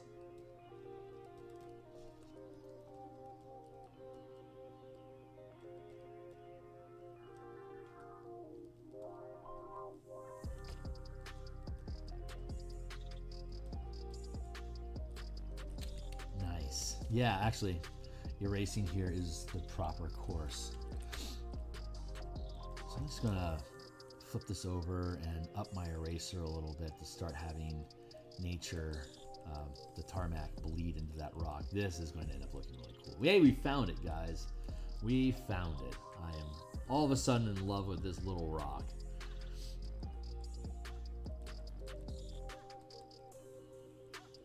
But I want to keep this top edge here straight because it's poking out of the ground, right? The lower edge is where we can do this fancy texturing. Wow, I am loving this.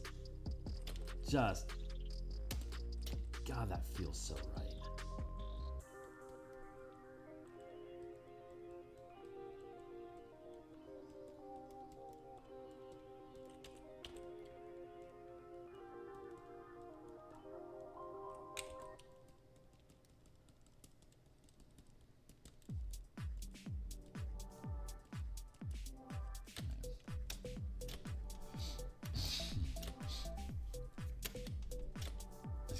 It's got like this curve effect that's going on here, line and line and line. So it's like pushing the eye like this. So I do think I need some highlights here. I see some text going on. So I like adding tiny triangles of texture. Try turning into a cooler tone. See, I don't know what tones are. Do you mean saturation? I think I did that without knowing you were saying to do that. I suspect. That's got a purplish to it. Isn't that interesting? Look at that. That's an interesting. Yeah, it's just interesting. Okay, great. I'm going to grab this here.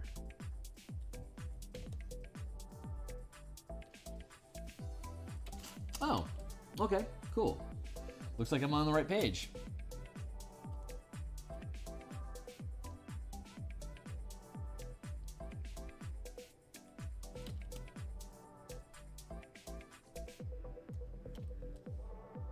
With the what? Oh yeah, that's that duplicate. I don't need that duplicate anymore. Cool. Yes. Yes.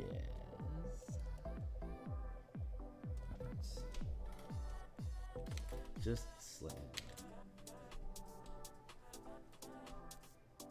Oh.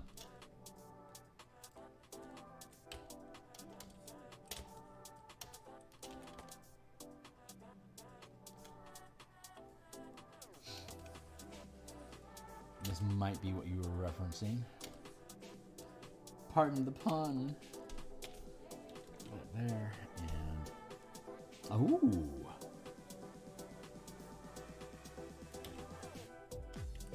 Is that what you meant? I think you're right. Good eye. Good eye.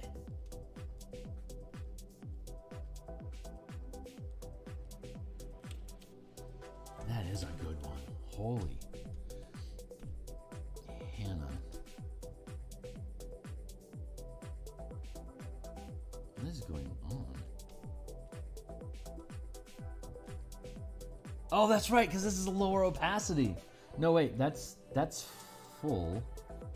How is this working? I've done something weird. Oh, because I merged them down. That's right. Okay, so check this out. You can totally see through these because I merged them down when they were at a lower opacity. And this blue that I'm using, I'm actually coloring underneath that transparency. This is a fun. So this rock color is actually filtering that blue and dulling it down. So it's because it would have. This is too sharp, but this is just freaking perfect. And there's all this built-in. Oops, that's the wrong layer. Come on, dummy. What a cool discovery. See, there's all these different layers of. I'm doing the same thing, but it's coming through. In all this. Oh my God, what a wicked cool discovery. I have never done this technique before like that. That is super fucking cool.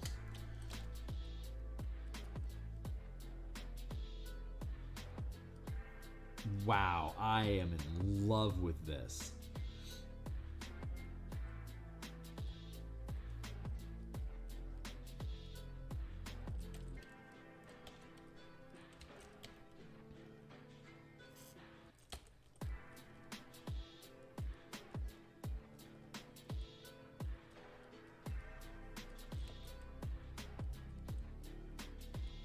Yeah, it's not coming through a lot down here. I could erase this at 10%.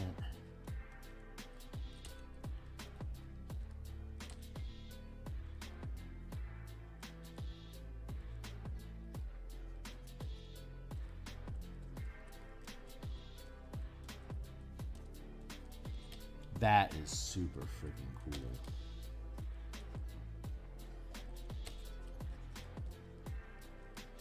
No, I don't want to have that happening there.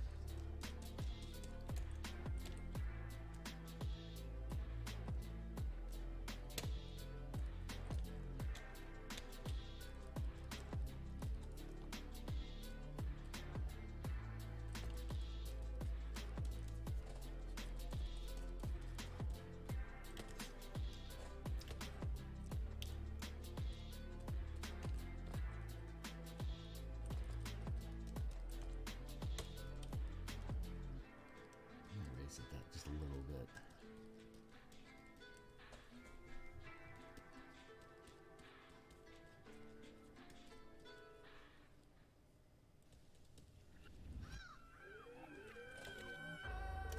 Nice. Okay, I am happy with that. Now that we have that rock built, I'm gonna call this rock.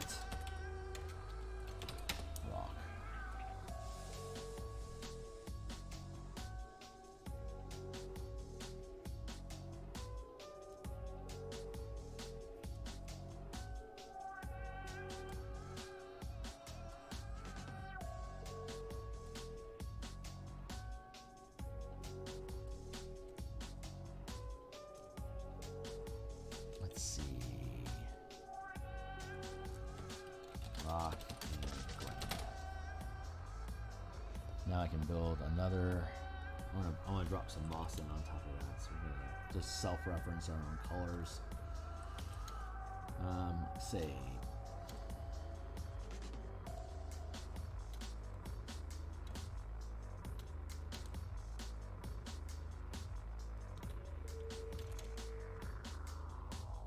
Give me what I want.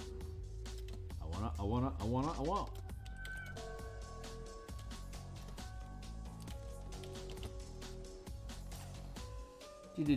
Let's go back to our conifer.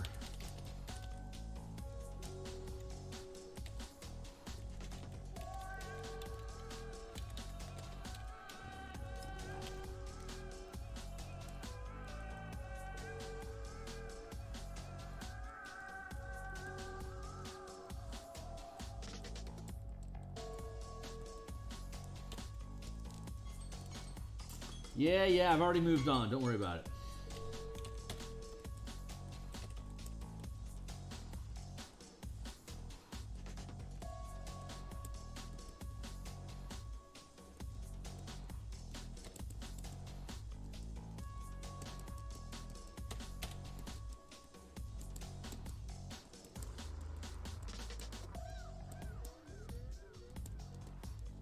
I feel like I need to.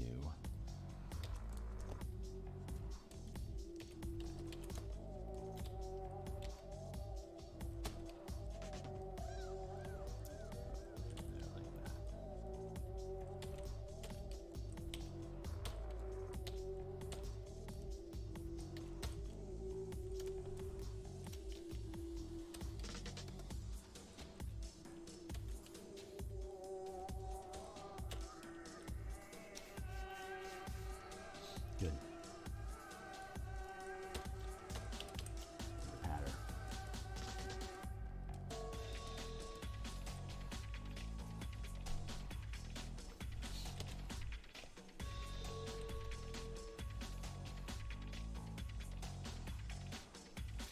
Adding a more yellow hue to the green would give it a subtle differentiation. Are you talking about the tarmac? I got it. Irrelevant. You mean down in this area here? The moss. Yeah, okay. Huh.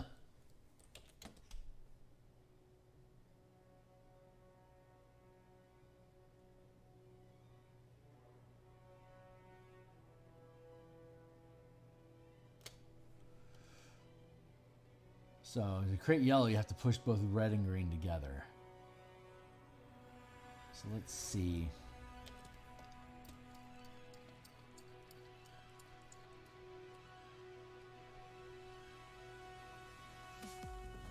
Some chevrons there. Let me see about grabbing.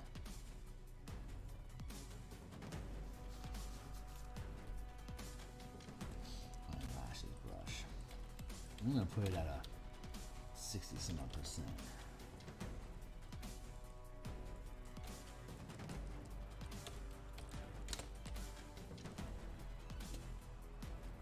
Oops, that needs to be this up there. No, that is not the right brush. I want to use, yeah, let's go back to our conifer. Conifer and an erase. So let's see, if I'm going to, I want to keep it, a little shock through here might be a decent idea.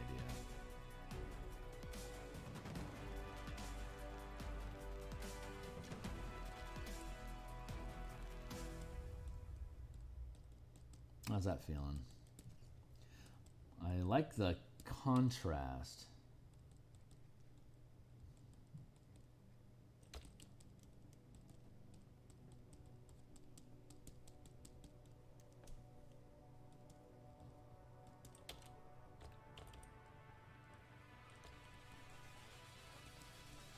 I'll trust you.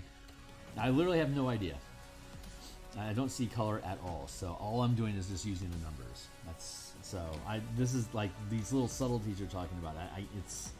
It's difficult for me to. I think I just need more practice. Maybe in another 5 years I'll get really good at being able to keep track of the color balancing. Now that's a really. Thank you is where I'm trying to go with this. Because you have a better understanding of color theory and how those things blend together than I do.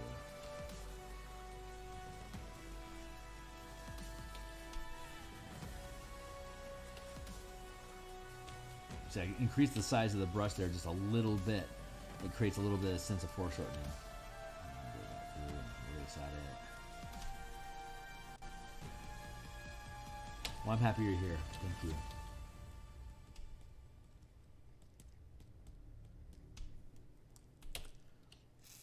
And then we can be cheeky.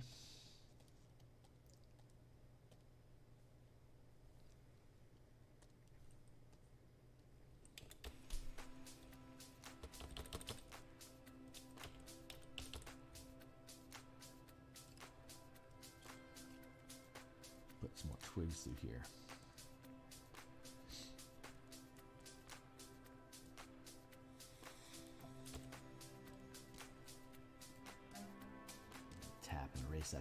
bit so they blend in a little bit more.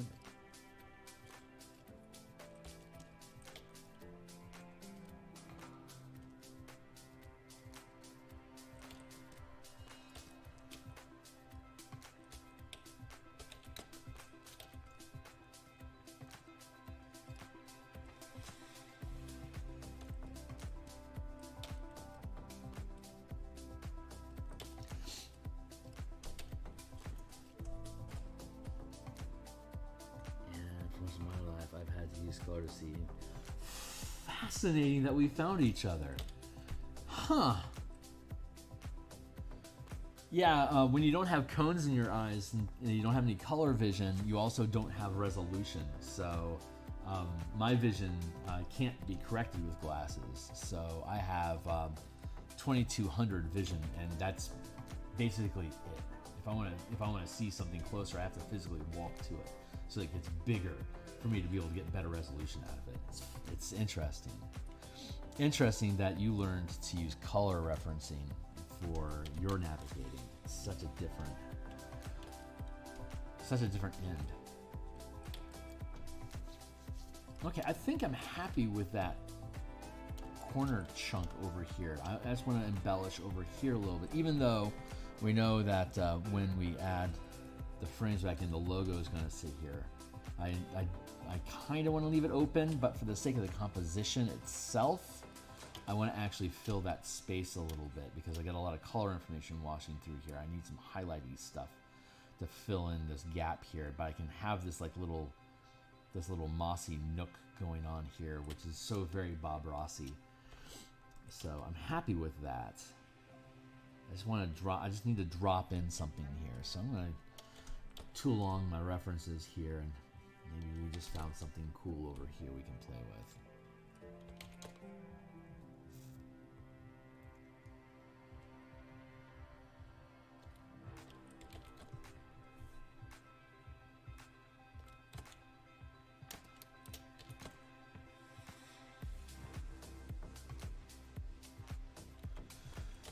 Let's try. That blue is a poke through, it's not actual texture. Maybe we can go like that as a base, and then that is a highlight. That might catch that kind of yellowish idea you were talking about we had going over here, but it should be sharper over here. So let's grab another brush tool.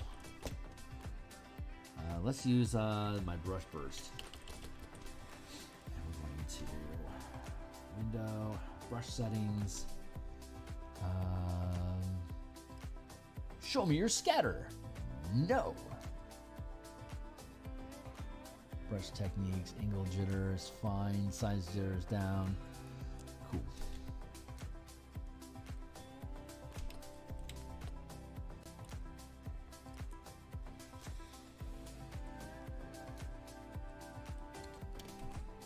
That's what the brush does, but that's the wrong size to do it. So I'm going to take that down significantly less. And let's look at our curve.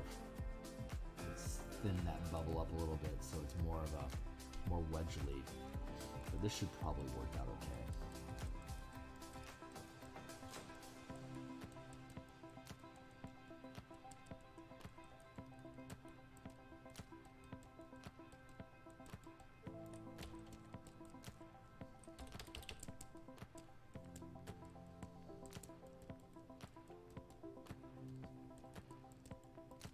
See, using photo references keeps things pretty safe. Again, now obviously I need to start thinking about color array a little bit. So I'm trying to pull in that more of that yellowy goldishness here that you were just suggesting. So all I had to do is go find a reference that had that higher RG in comparison to B count to be able to make that pop. So, but I'll keep that in mind. Yellow helps contrast green. They're complement. Well, they're not complementary because they're not across from each other. They're like allies because they're like next to each other. I'm trying to figure out the shape that I want for this stuff.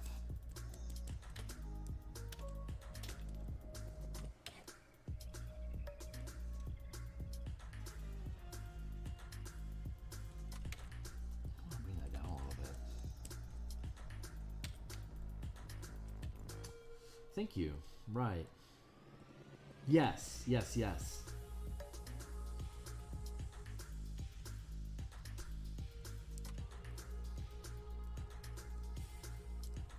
Now I'm slowly turning the brush over so I can change the language of the texture that's stippled here. So it's a cross pattern. But it's very two-dimensional. See, it's just like a wall of pattern, and that doesn't properly add. This close to the camera, it needs to have a lot of foreground depth information. Back here in the midground, it can flatten out because it becomes more of a general color space. So I have to think about how do I want to have this stuff. So I'm going to kind of cut through here with that a little bit. Create this like curvy effect going on. Then I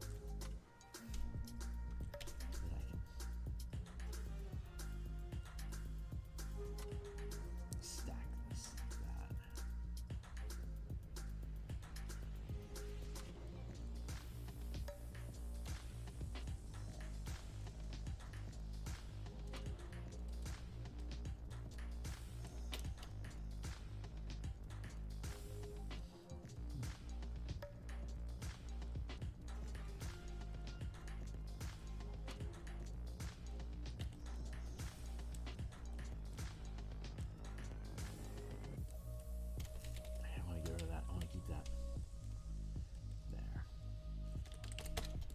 Do want to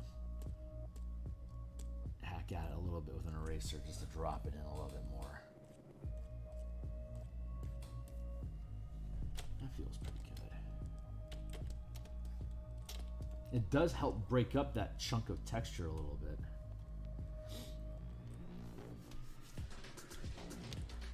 And then I think I can grab that color,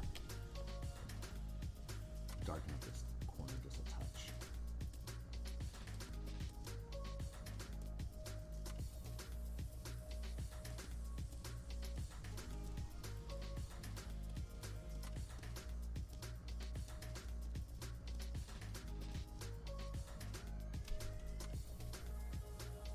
Yes, yes, little pops of color. I can understand that. Now I'm going to go to this massive highlight here and see what kind of trouble we can create with that. I want to switch up the brush though. I think I'm going to go with this faded shrubbery brush. This is what it does. It doesn't spin on its own. It's kind of got like this veiny electric feel to it at a really high resolution here. I'll show you at a really let's hide the references.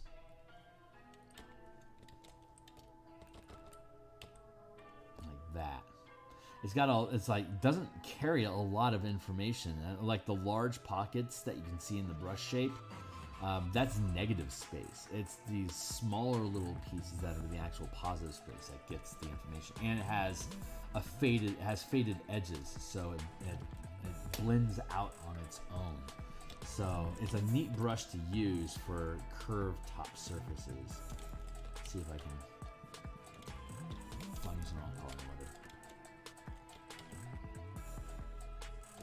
It's upside down. Hard for me to tell which side is up on it, honestly. There. Drop that down a bit.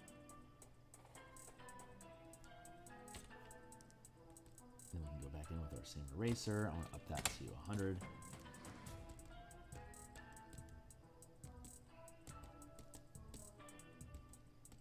And get rid of almost all of it.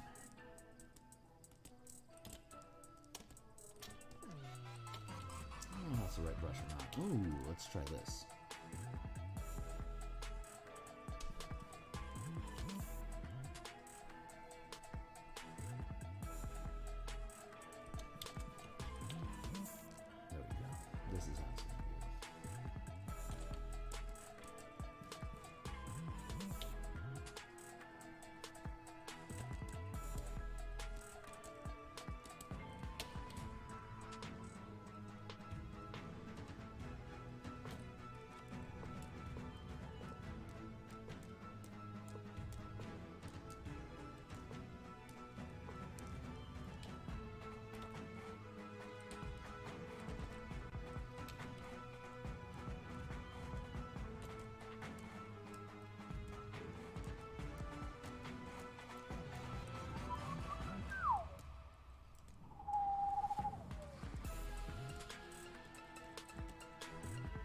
don't think this is the right choice. I'm gonna get rid of that. The color might be okay, but the brush is wrong. I'll just go back to this old reliable one, just match pattern.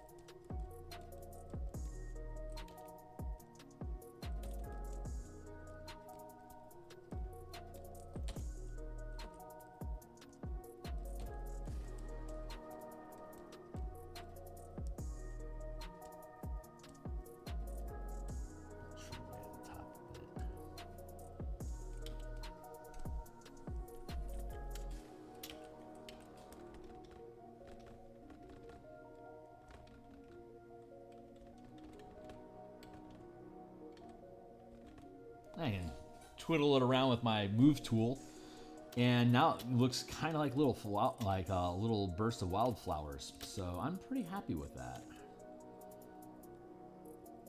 I think I can.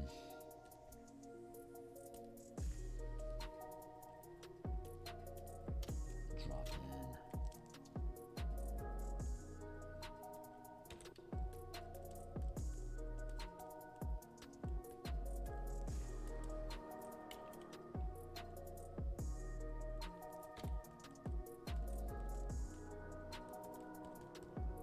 I don't want to overdo it.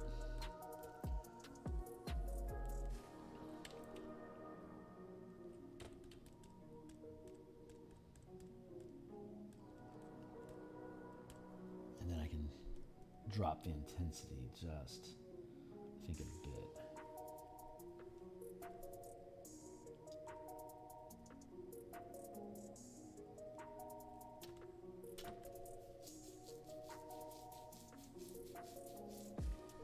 Got too much of a curve pattern going there, so I need to.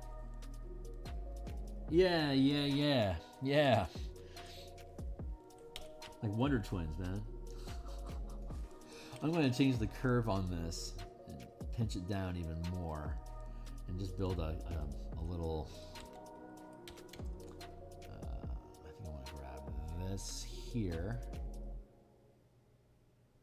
for congruence. No, damn it, come on.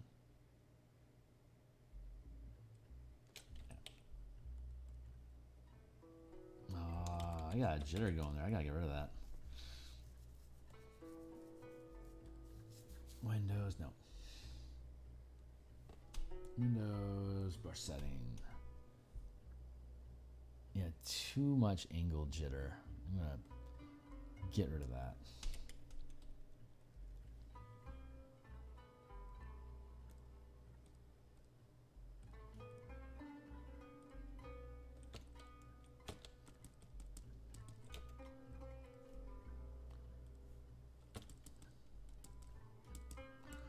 Tap erase it in a little bit so it blends in.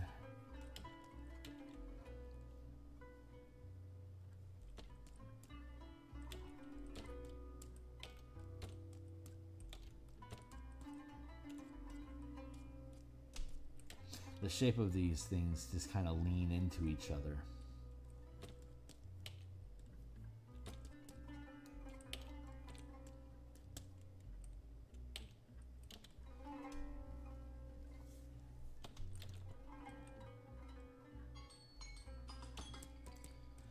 That timer is telling me that I need to finish up this foreground brushwork and get back into that tree back there. So I want to make sure I hit my timing marks. My goal is to be done with this on stream today, like in 40 minutes.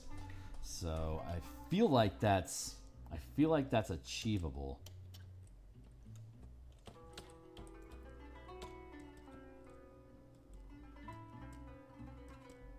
Erase down into this a little bit more. That's what I need to do. There, here.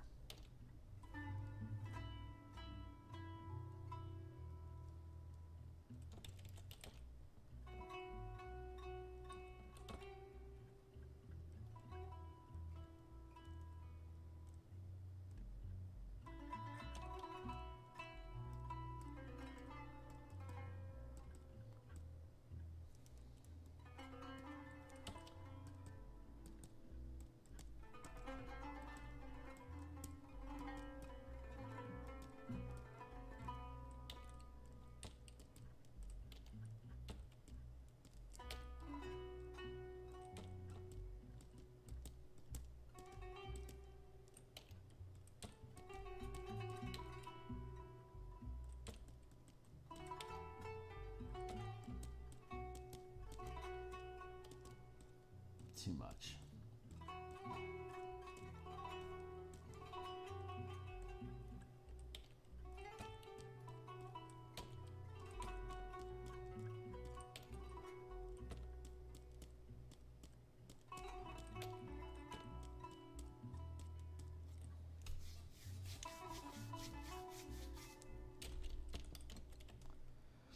Nope, I don't think that did me any good. I'm just gonna get rid of that.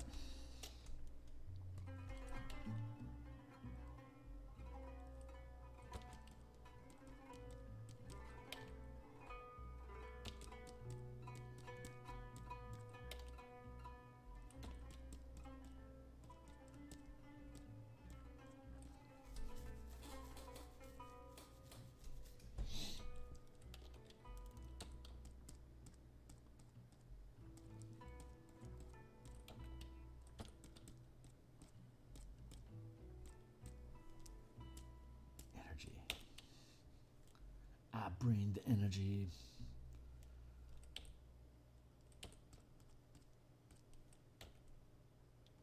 Flowers are such a great physical manifestation of that idea of energy. It's like they pop.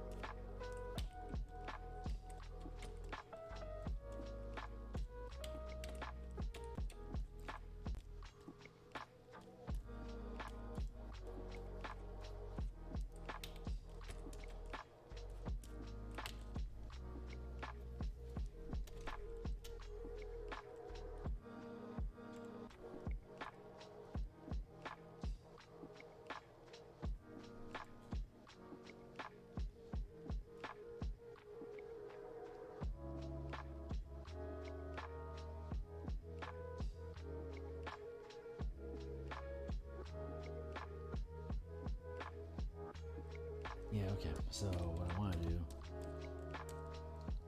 fade that down, just a touch.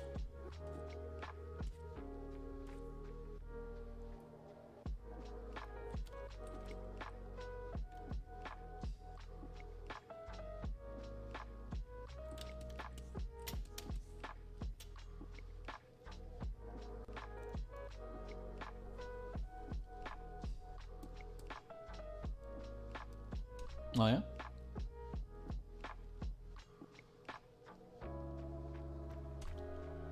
Oh, I see.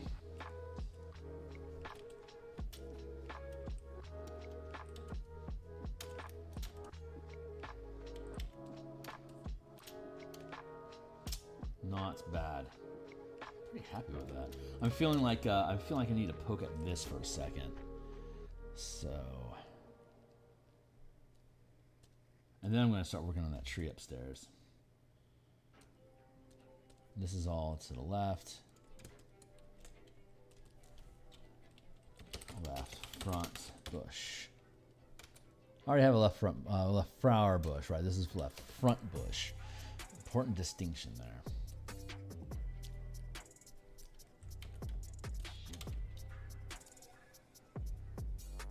Let's grab this foliage thingy.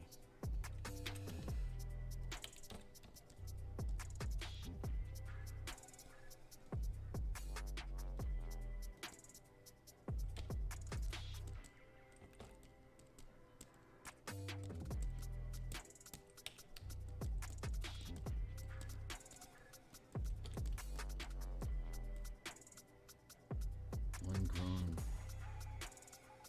Oh, that's interesting.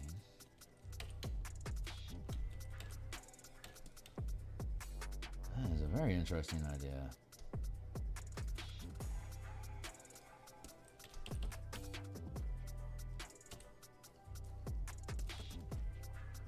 Yeah, I'll invest a little extra time on that.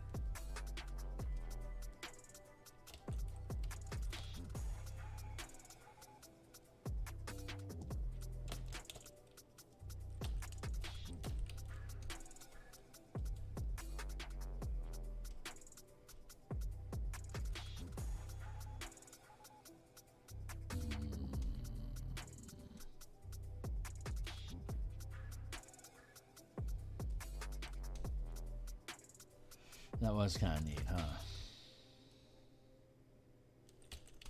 Let's work in that space here real quick.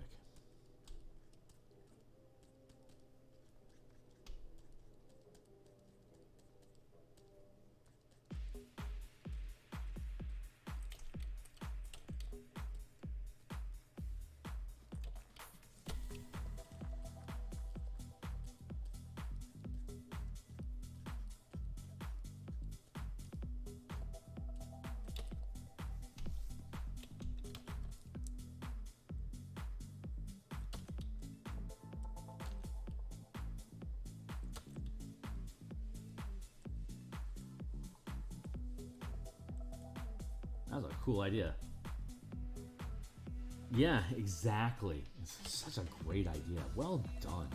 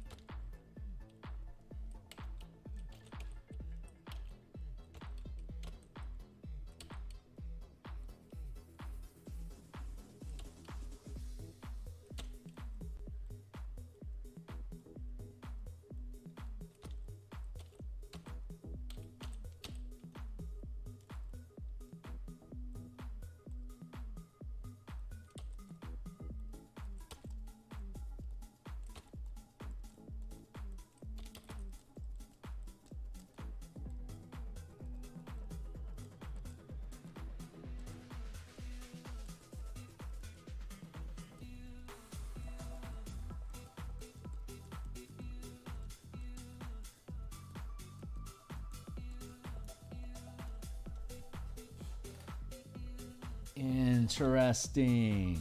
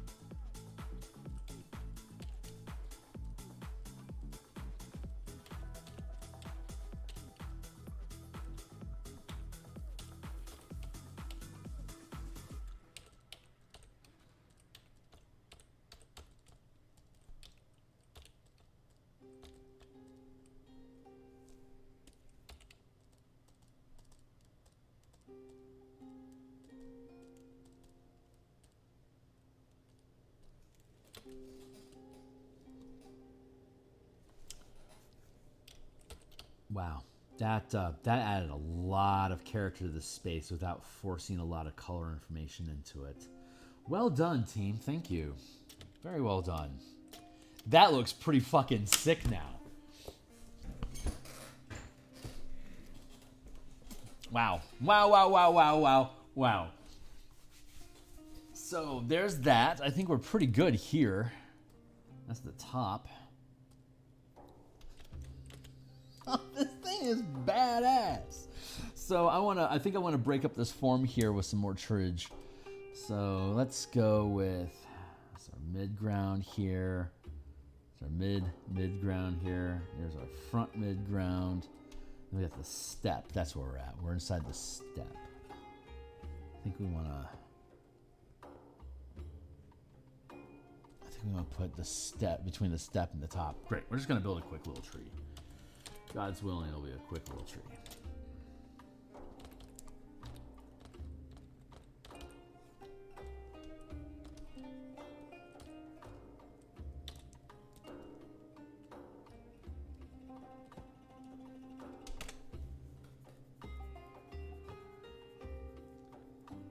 because it's highlighted in the beginning of the character's part, and then the mystery of the journey through the tree. Yeah, that's freaking cool. Well built.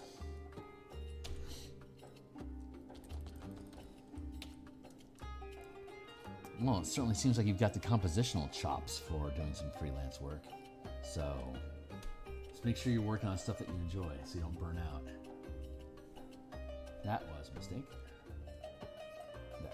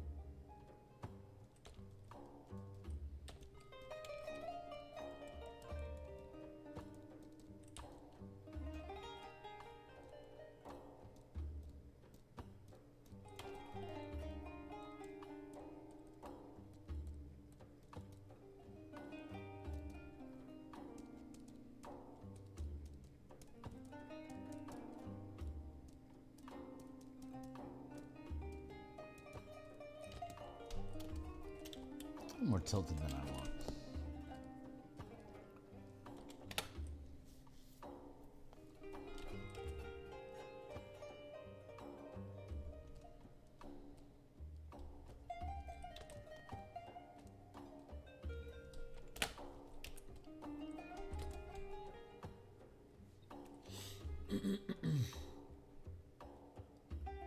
Hi.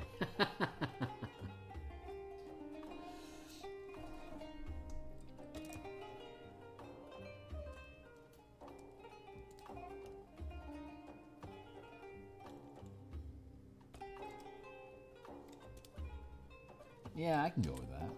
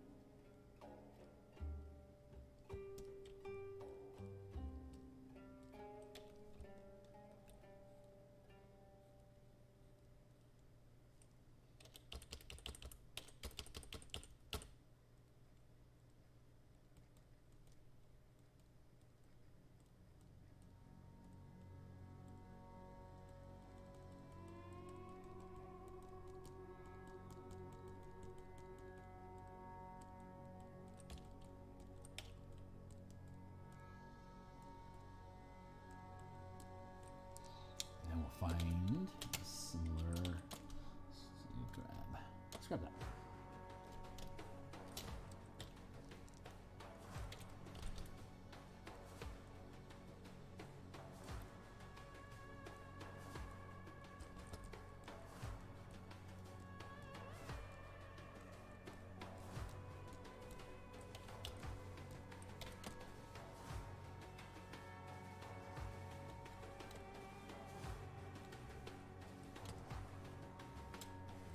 Come on, give me what I want.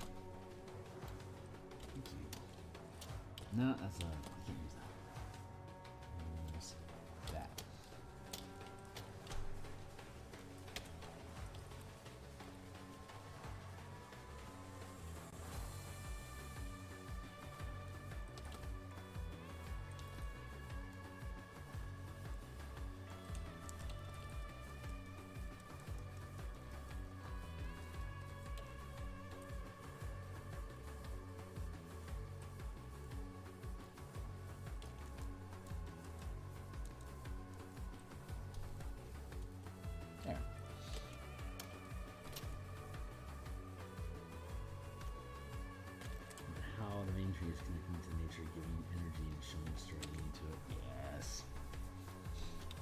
I like that, man. Well said.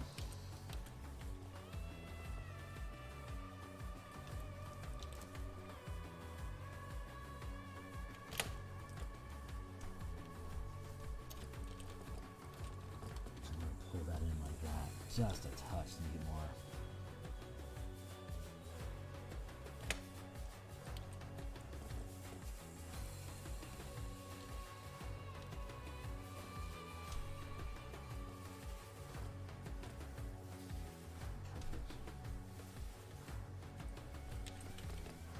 Just want to pull it in a little bit because and now I'm actually starting to feel choked and starved over here. But I like that space. That's sitting pretty. Top step. And we'll put this at the top of the step. Bent tree. Cool.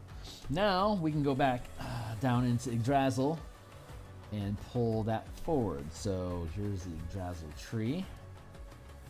And I can duplicate the group, pull the lock off of it. And we can free transform, then flip vertical. And literally, oops, gotta put it above the water. There we go.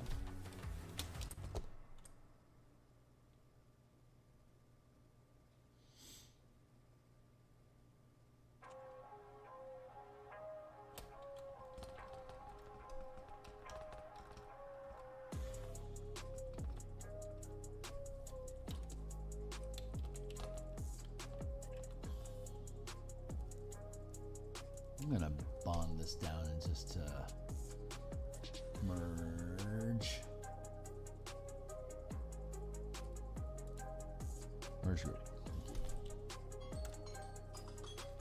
Thank you, Timely Timer. Take some coffee. Where are we at? 11. Oof. We do not have a lot of time left. What I want to do is free transform, and I want to squish this down just a bit.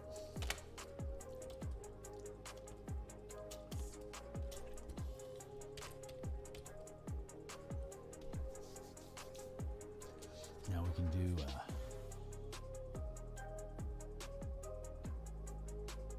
bit of a fade, and I'm going to duplicate this layer. Do a filter, blur. I'm going to do a motion blur. And we're going to have this angle is 0.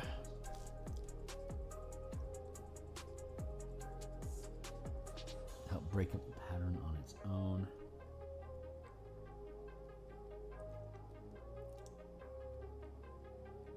I don't need a lot, but I need some.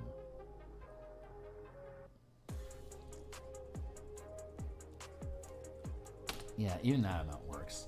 And then I'm gonna, instead of erasing, I'm just gonna use a mask layer.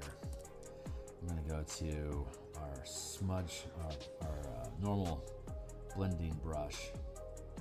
We can go find it. Cloud chalk, there you are. Windows, brush setting, shape dynamic, spin on. This is a mask that we're using. It erases without getting rid of the color information. See, it's still there. But I can use this at a 10% to slowly fade this out and blend it into the water. It's a 10% opacity. So I can go a little bit further towards the tree each go to blend it in. Oh yeah. There'll definitely be ripples. You can already see a little. You can already see them starting to pop out there, just a little touch. So I can lean into that. But like I was talking at the beginning of the stream, I have to be careful about not making the waves too big because the scale that we're working at this mid-range here is these trees are like 60 feet tall. So if I have a wave that's like even a wave like if I can stop damaging myself, even a wave like can I please create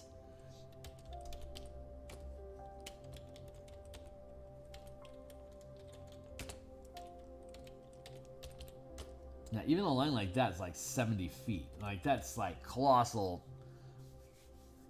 tsunami. Now, if the tree's hitting the ground, it's going to cause a tremor impact. I'm cool with that, but I just need to make sure I'm paying attention to the scale of it. So, now I can come into here.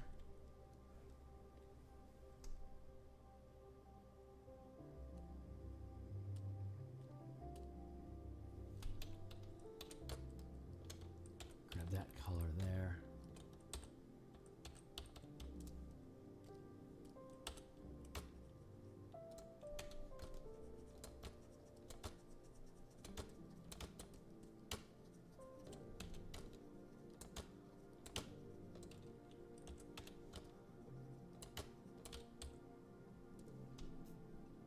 Need a straight tool.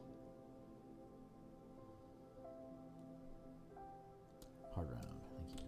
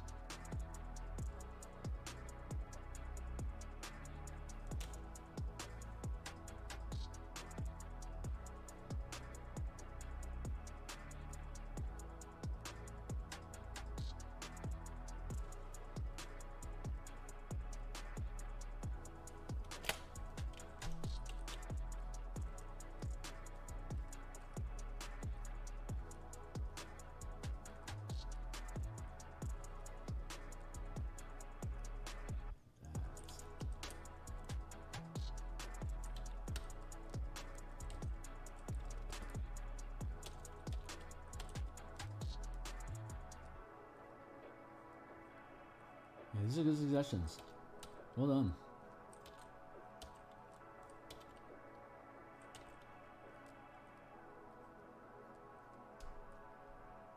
Now,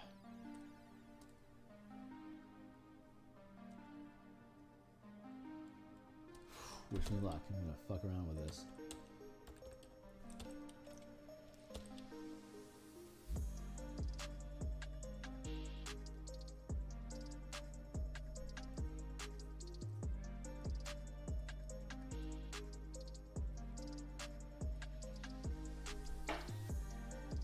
Art history in high school. Hey, right on.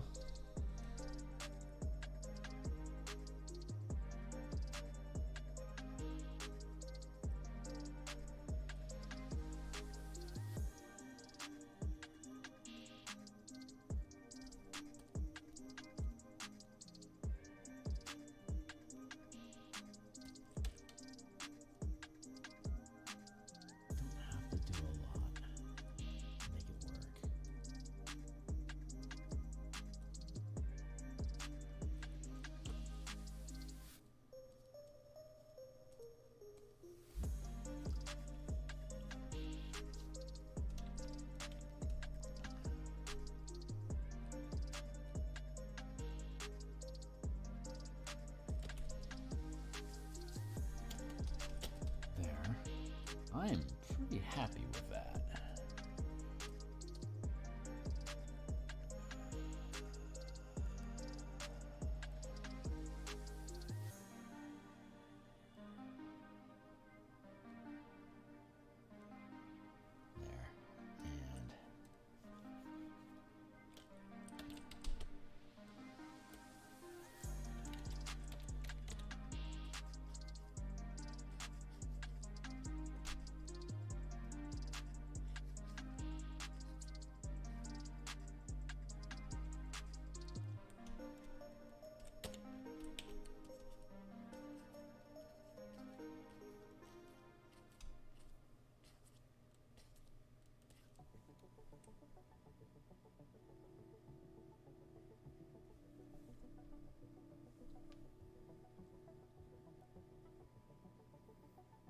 Yeah, that's cool. Okay, so what I need to do then is, we'll call this reflection.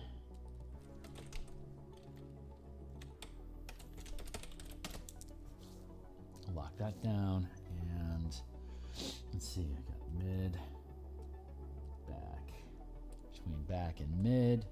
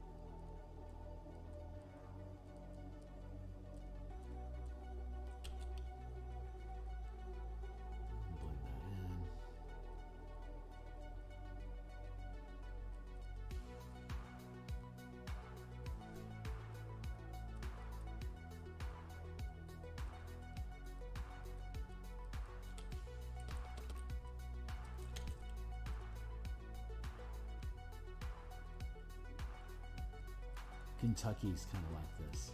The state of Kentucky.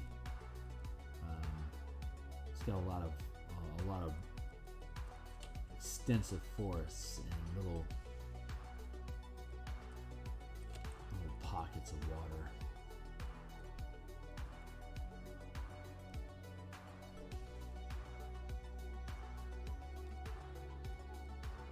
Yeah, the Merrimack in Missouri is like that too. Lots of small lakes and ponds in Missouri. But there's a lot of elevation changes in that hilly land. Missouri isn't really thought of as an elevation sort of state, but it's coming off of the Mississippi. So it is gradually gaining land. The Kansas to the east of Missouri, west of Missouri, is very flat, but there has to be an elevation change to keep the Mississippi River from just spilling out and making Missouri a massive delta. It's the hilly terrain around it. Nothing that can grow to the size of a mountain. There's no mountains in Missouri, but there are a good 1,000-foot shifts in elevation that can happen inside of a 10-mile span.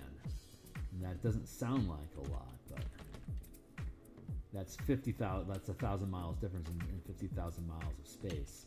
It is a 1% grade, which is plenty sufficient to keep water flowing down towards lower elevation.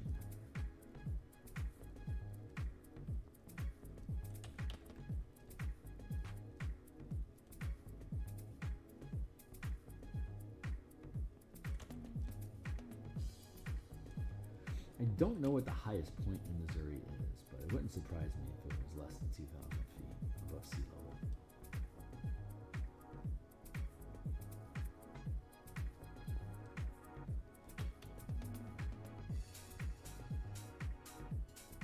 There's probably a website that can tell me that. Maybe I'll remember to check it out later on.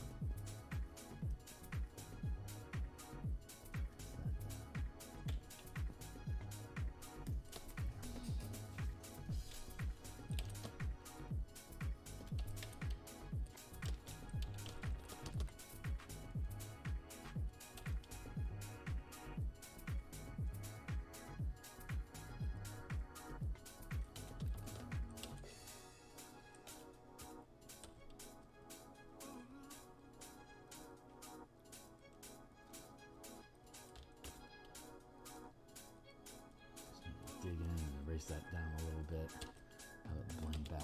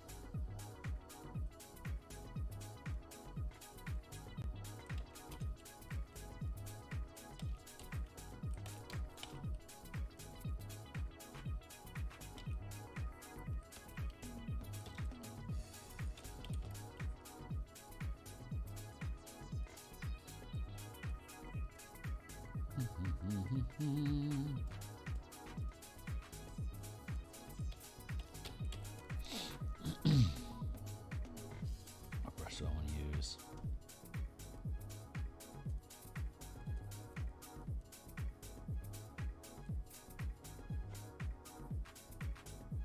But of course, composite.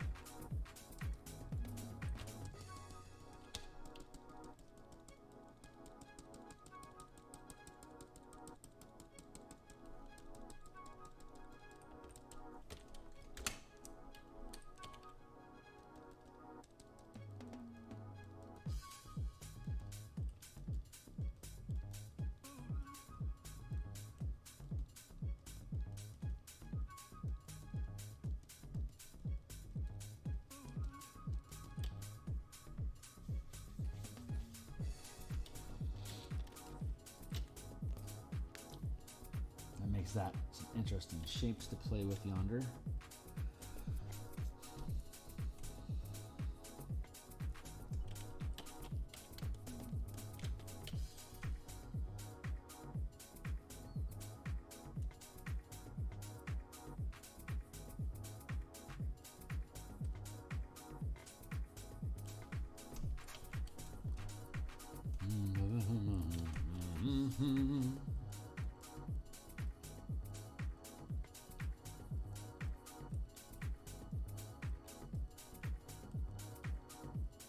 I'm just going to stipple this for a while.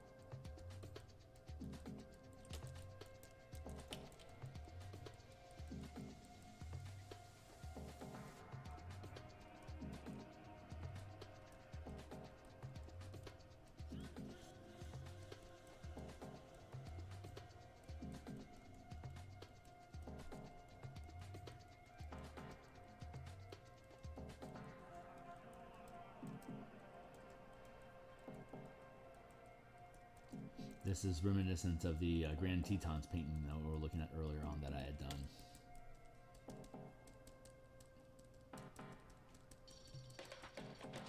I'm using a 30% eraser, so none of the color information is really lost that we're stippling in, but it gets degraded a lot, so it fades into a sort of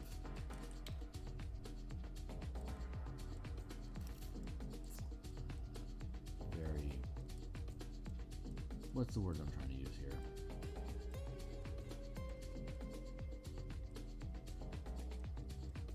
The contrast is reduced a lot, so it's atmospheric disturbance is where we're trying to go with this conversation.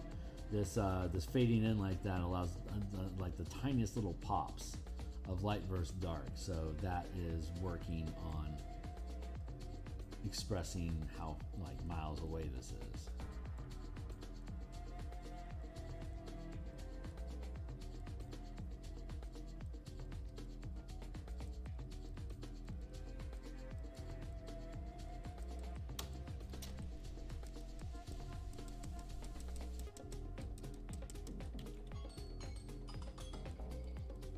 Uh-oh. It's almost noon. So I am officially in borrowed time. My gal's gonna give me a call at some point for us to do some brunching, but she knew I was gonna play online late, so I'm going to just keep borrowing into my time here just a little bit and flesh out a little bit more texture.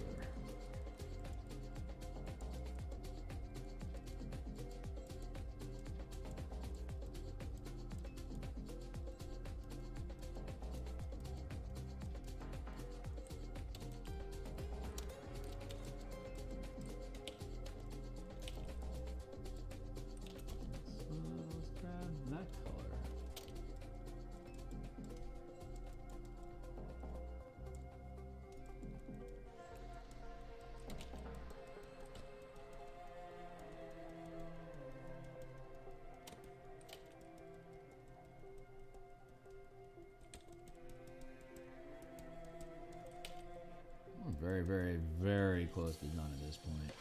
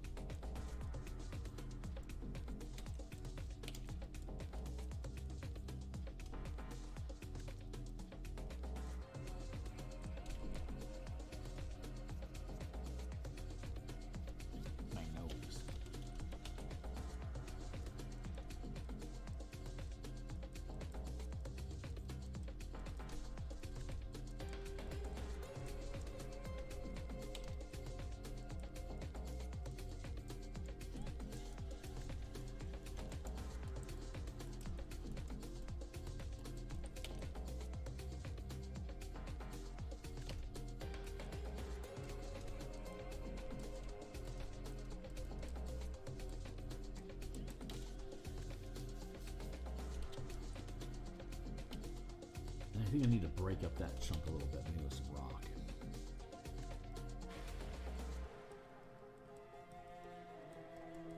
So I'm going to stipple the hell out of this hill real quick.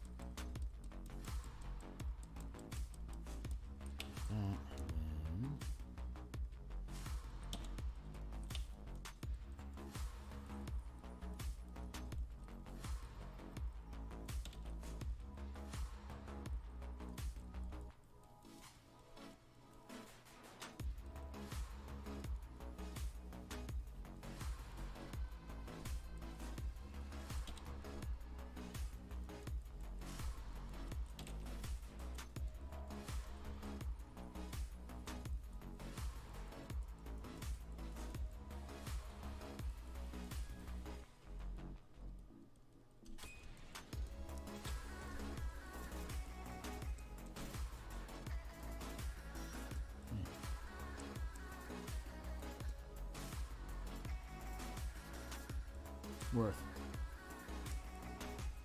Very worth.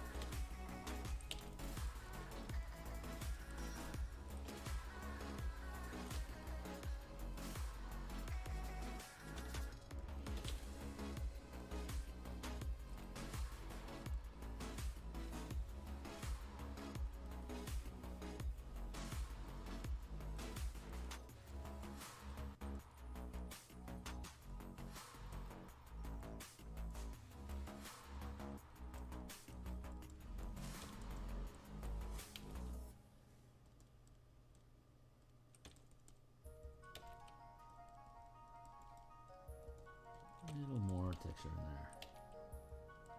We're about done.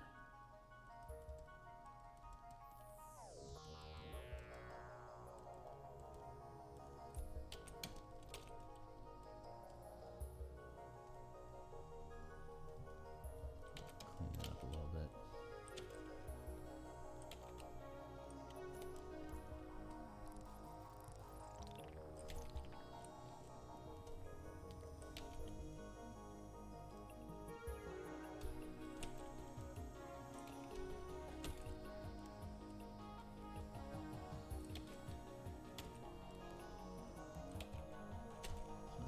Fuzziness a little bit.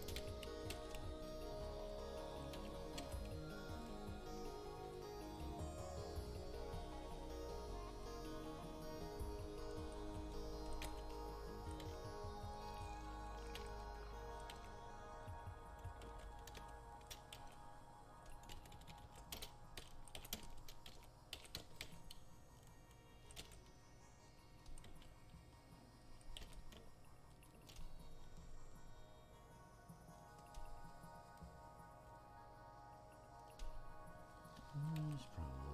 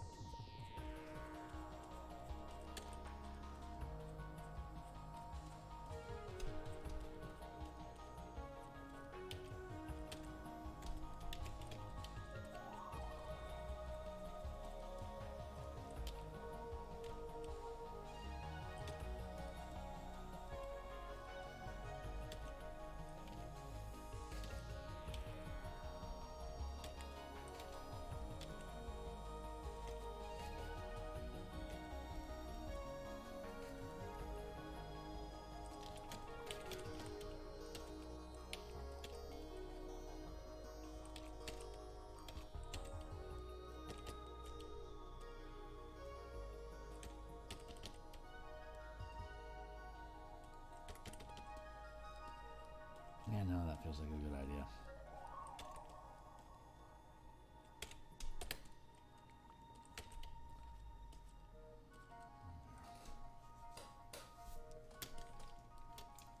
Do need to do some sort of disruption pattern though. Maybe I can.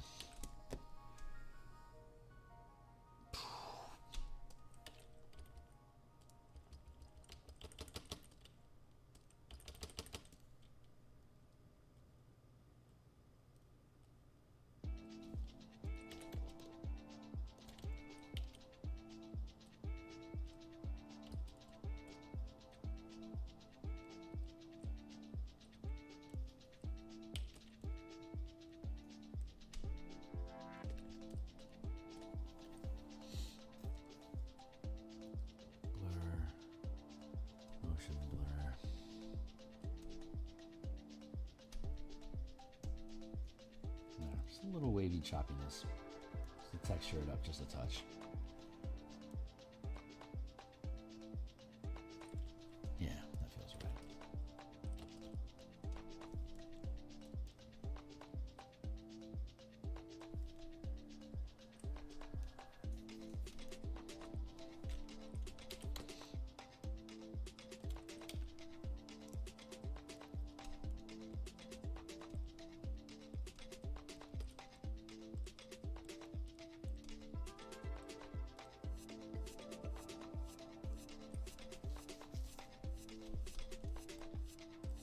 Filter, blur, motion blur. Okay. Then got the opacity on that as well.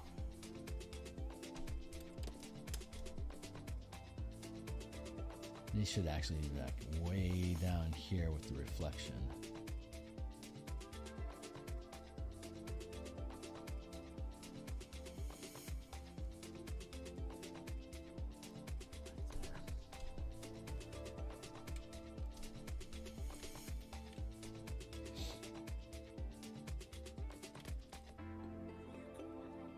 Nice. Very subtly breaks up the surface. That's about what I wanted to do.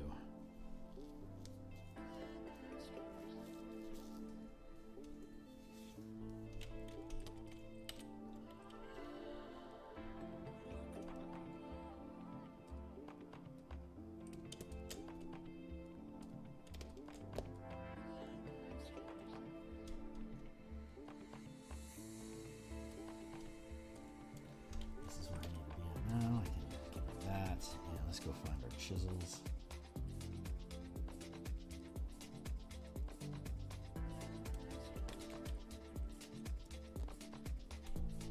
And our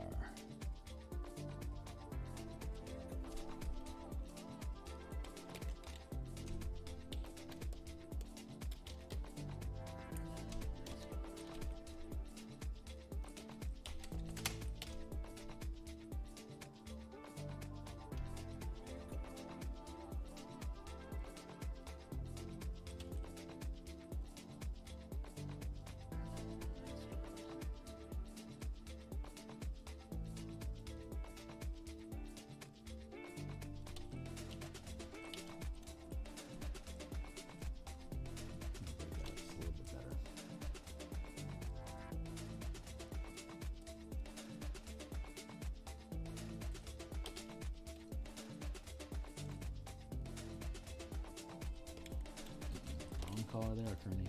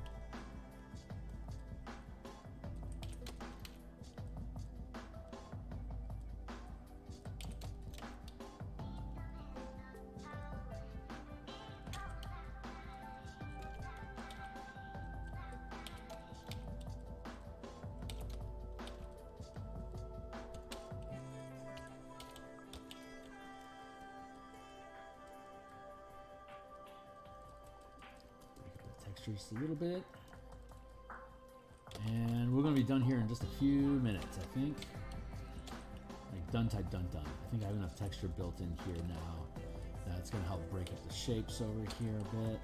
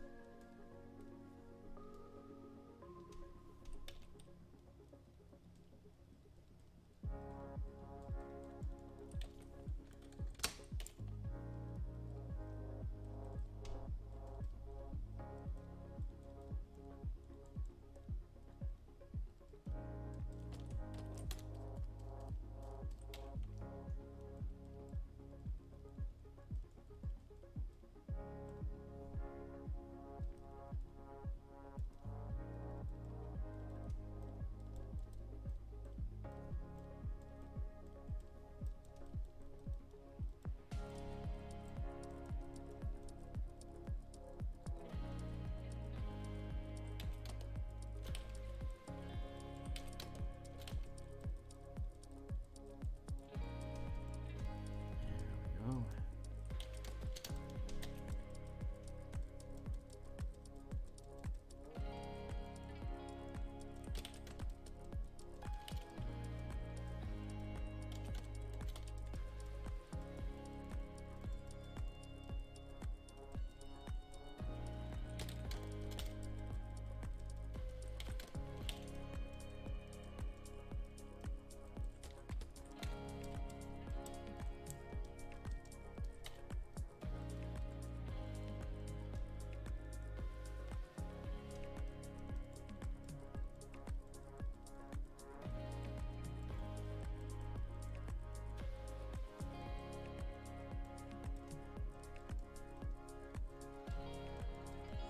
A lot of stippling here.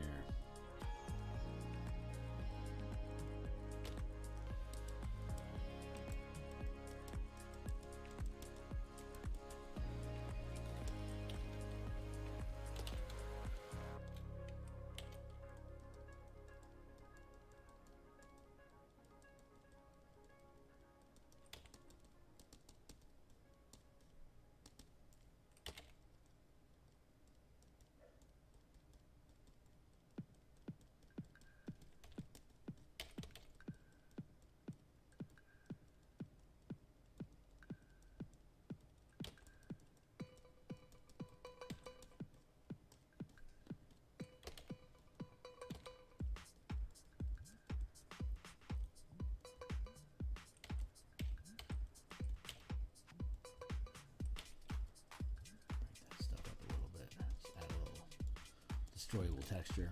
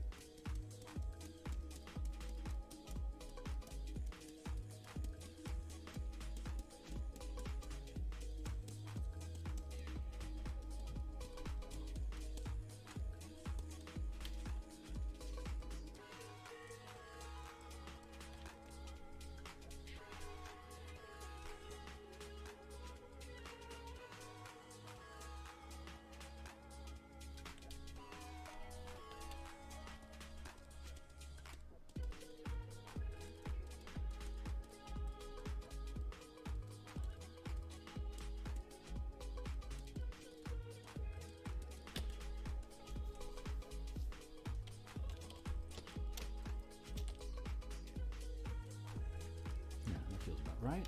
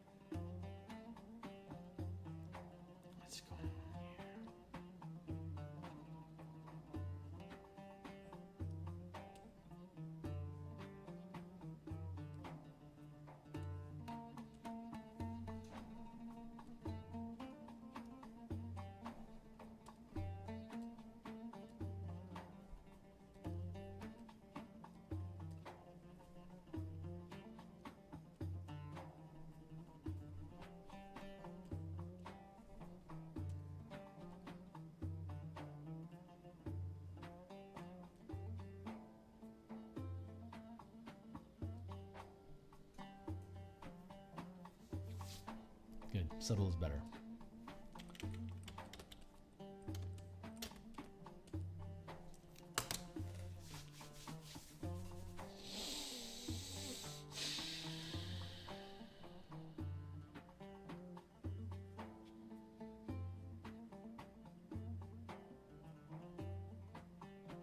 How am I feeling?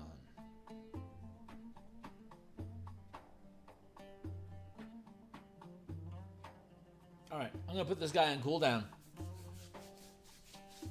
which means that I'm going to come back and take a look at it on Monday, and if there's anything about it that makes me go, then I'm going to, instead of doing Eber on Monday night, I will work on this a little bit more, but I don't necessarily know if I need to do that. I am pretty happy with how this guy is looking in general. I feel like there needs to be something going on in this area here. I had originally wanted to have like a town or a village there, but Joseph wanted to not have any obvious signs of nature, and I think we snuck into cobblestones. That's good, but he didn't want like any like. It's more like we've been reduced to hunter-gathering. Is more like where we're at. So you didn't want to have any like permanent settlements on the page.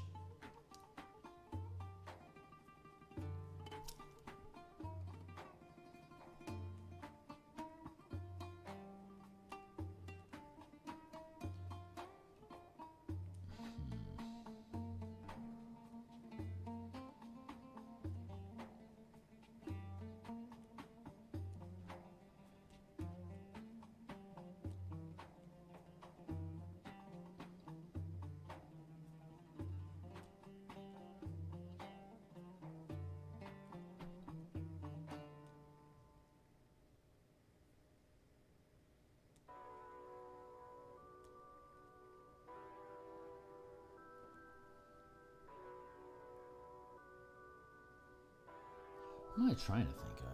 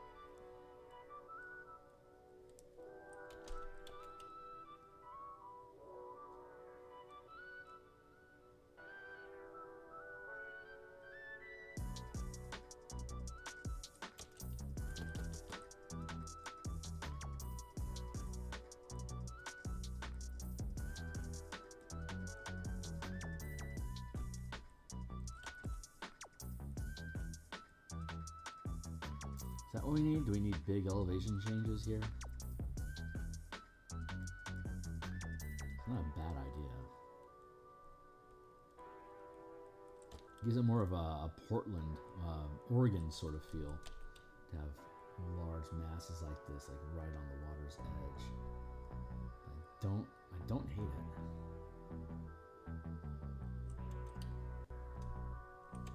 I don't necessarily want that. I do like this.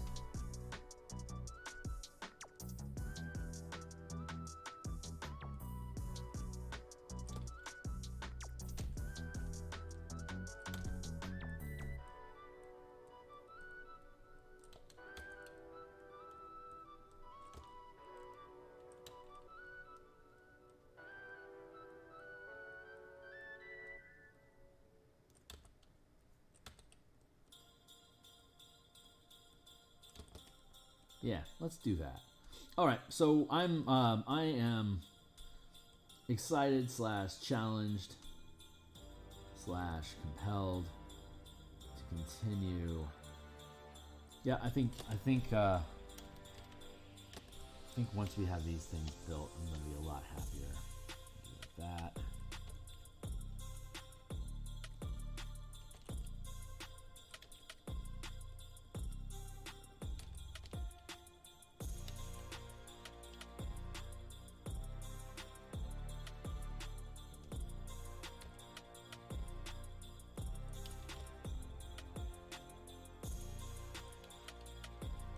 All right.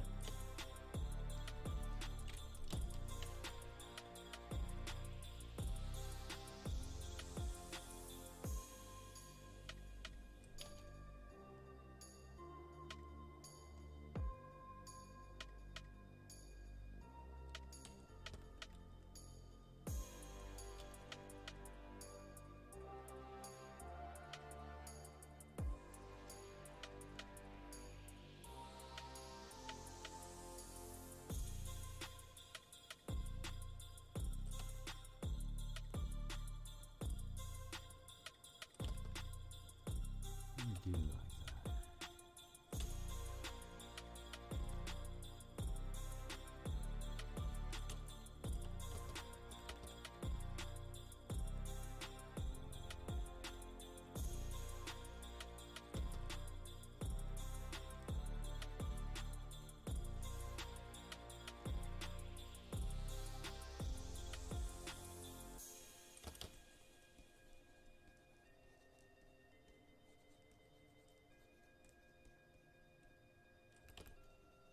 There.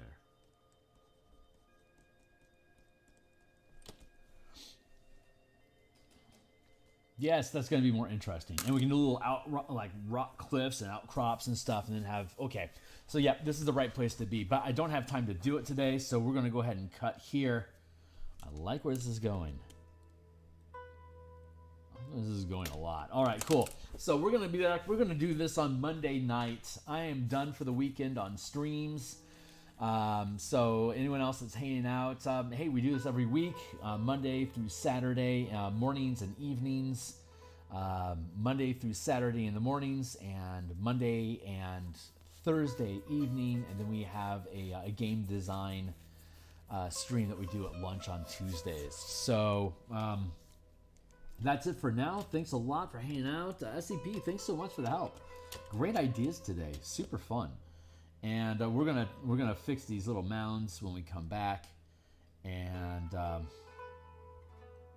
fun! Right on. So like, subscribe, hit the bell icon. You can follow me on Twitter at Phil Kearney. You can throw me money as tips if you want on Patreon at Phil Kearney. And I will see you guys on Monday. Cheers.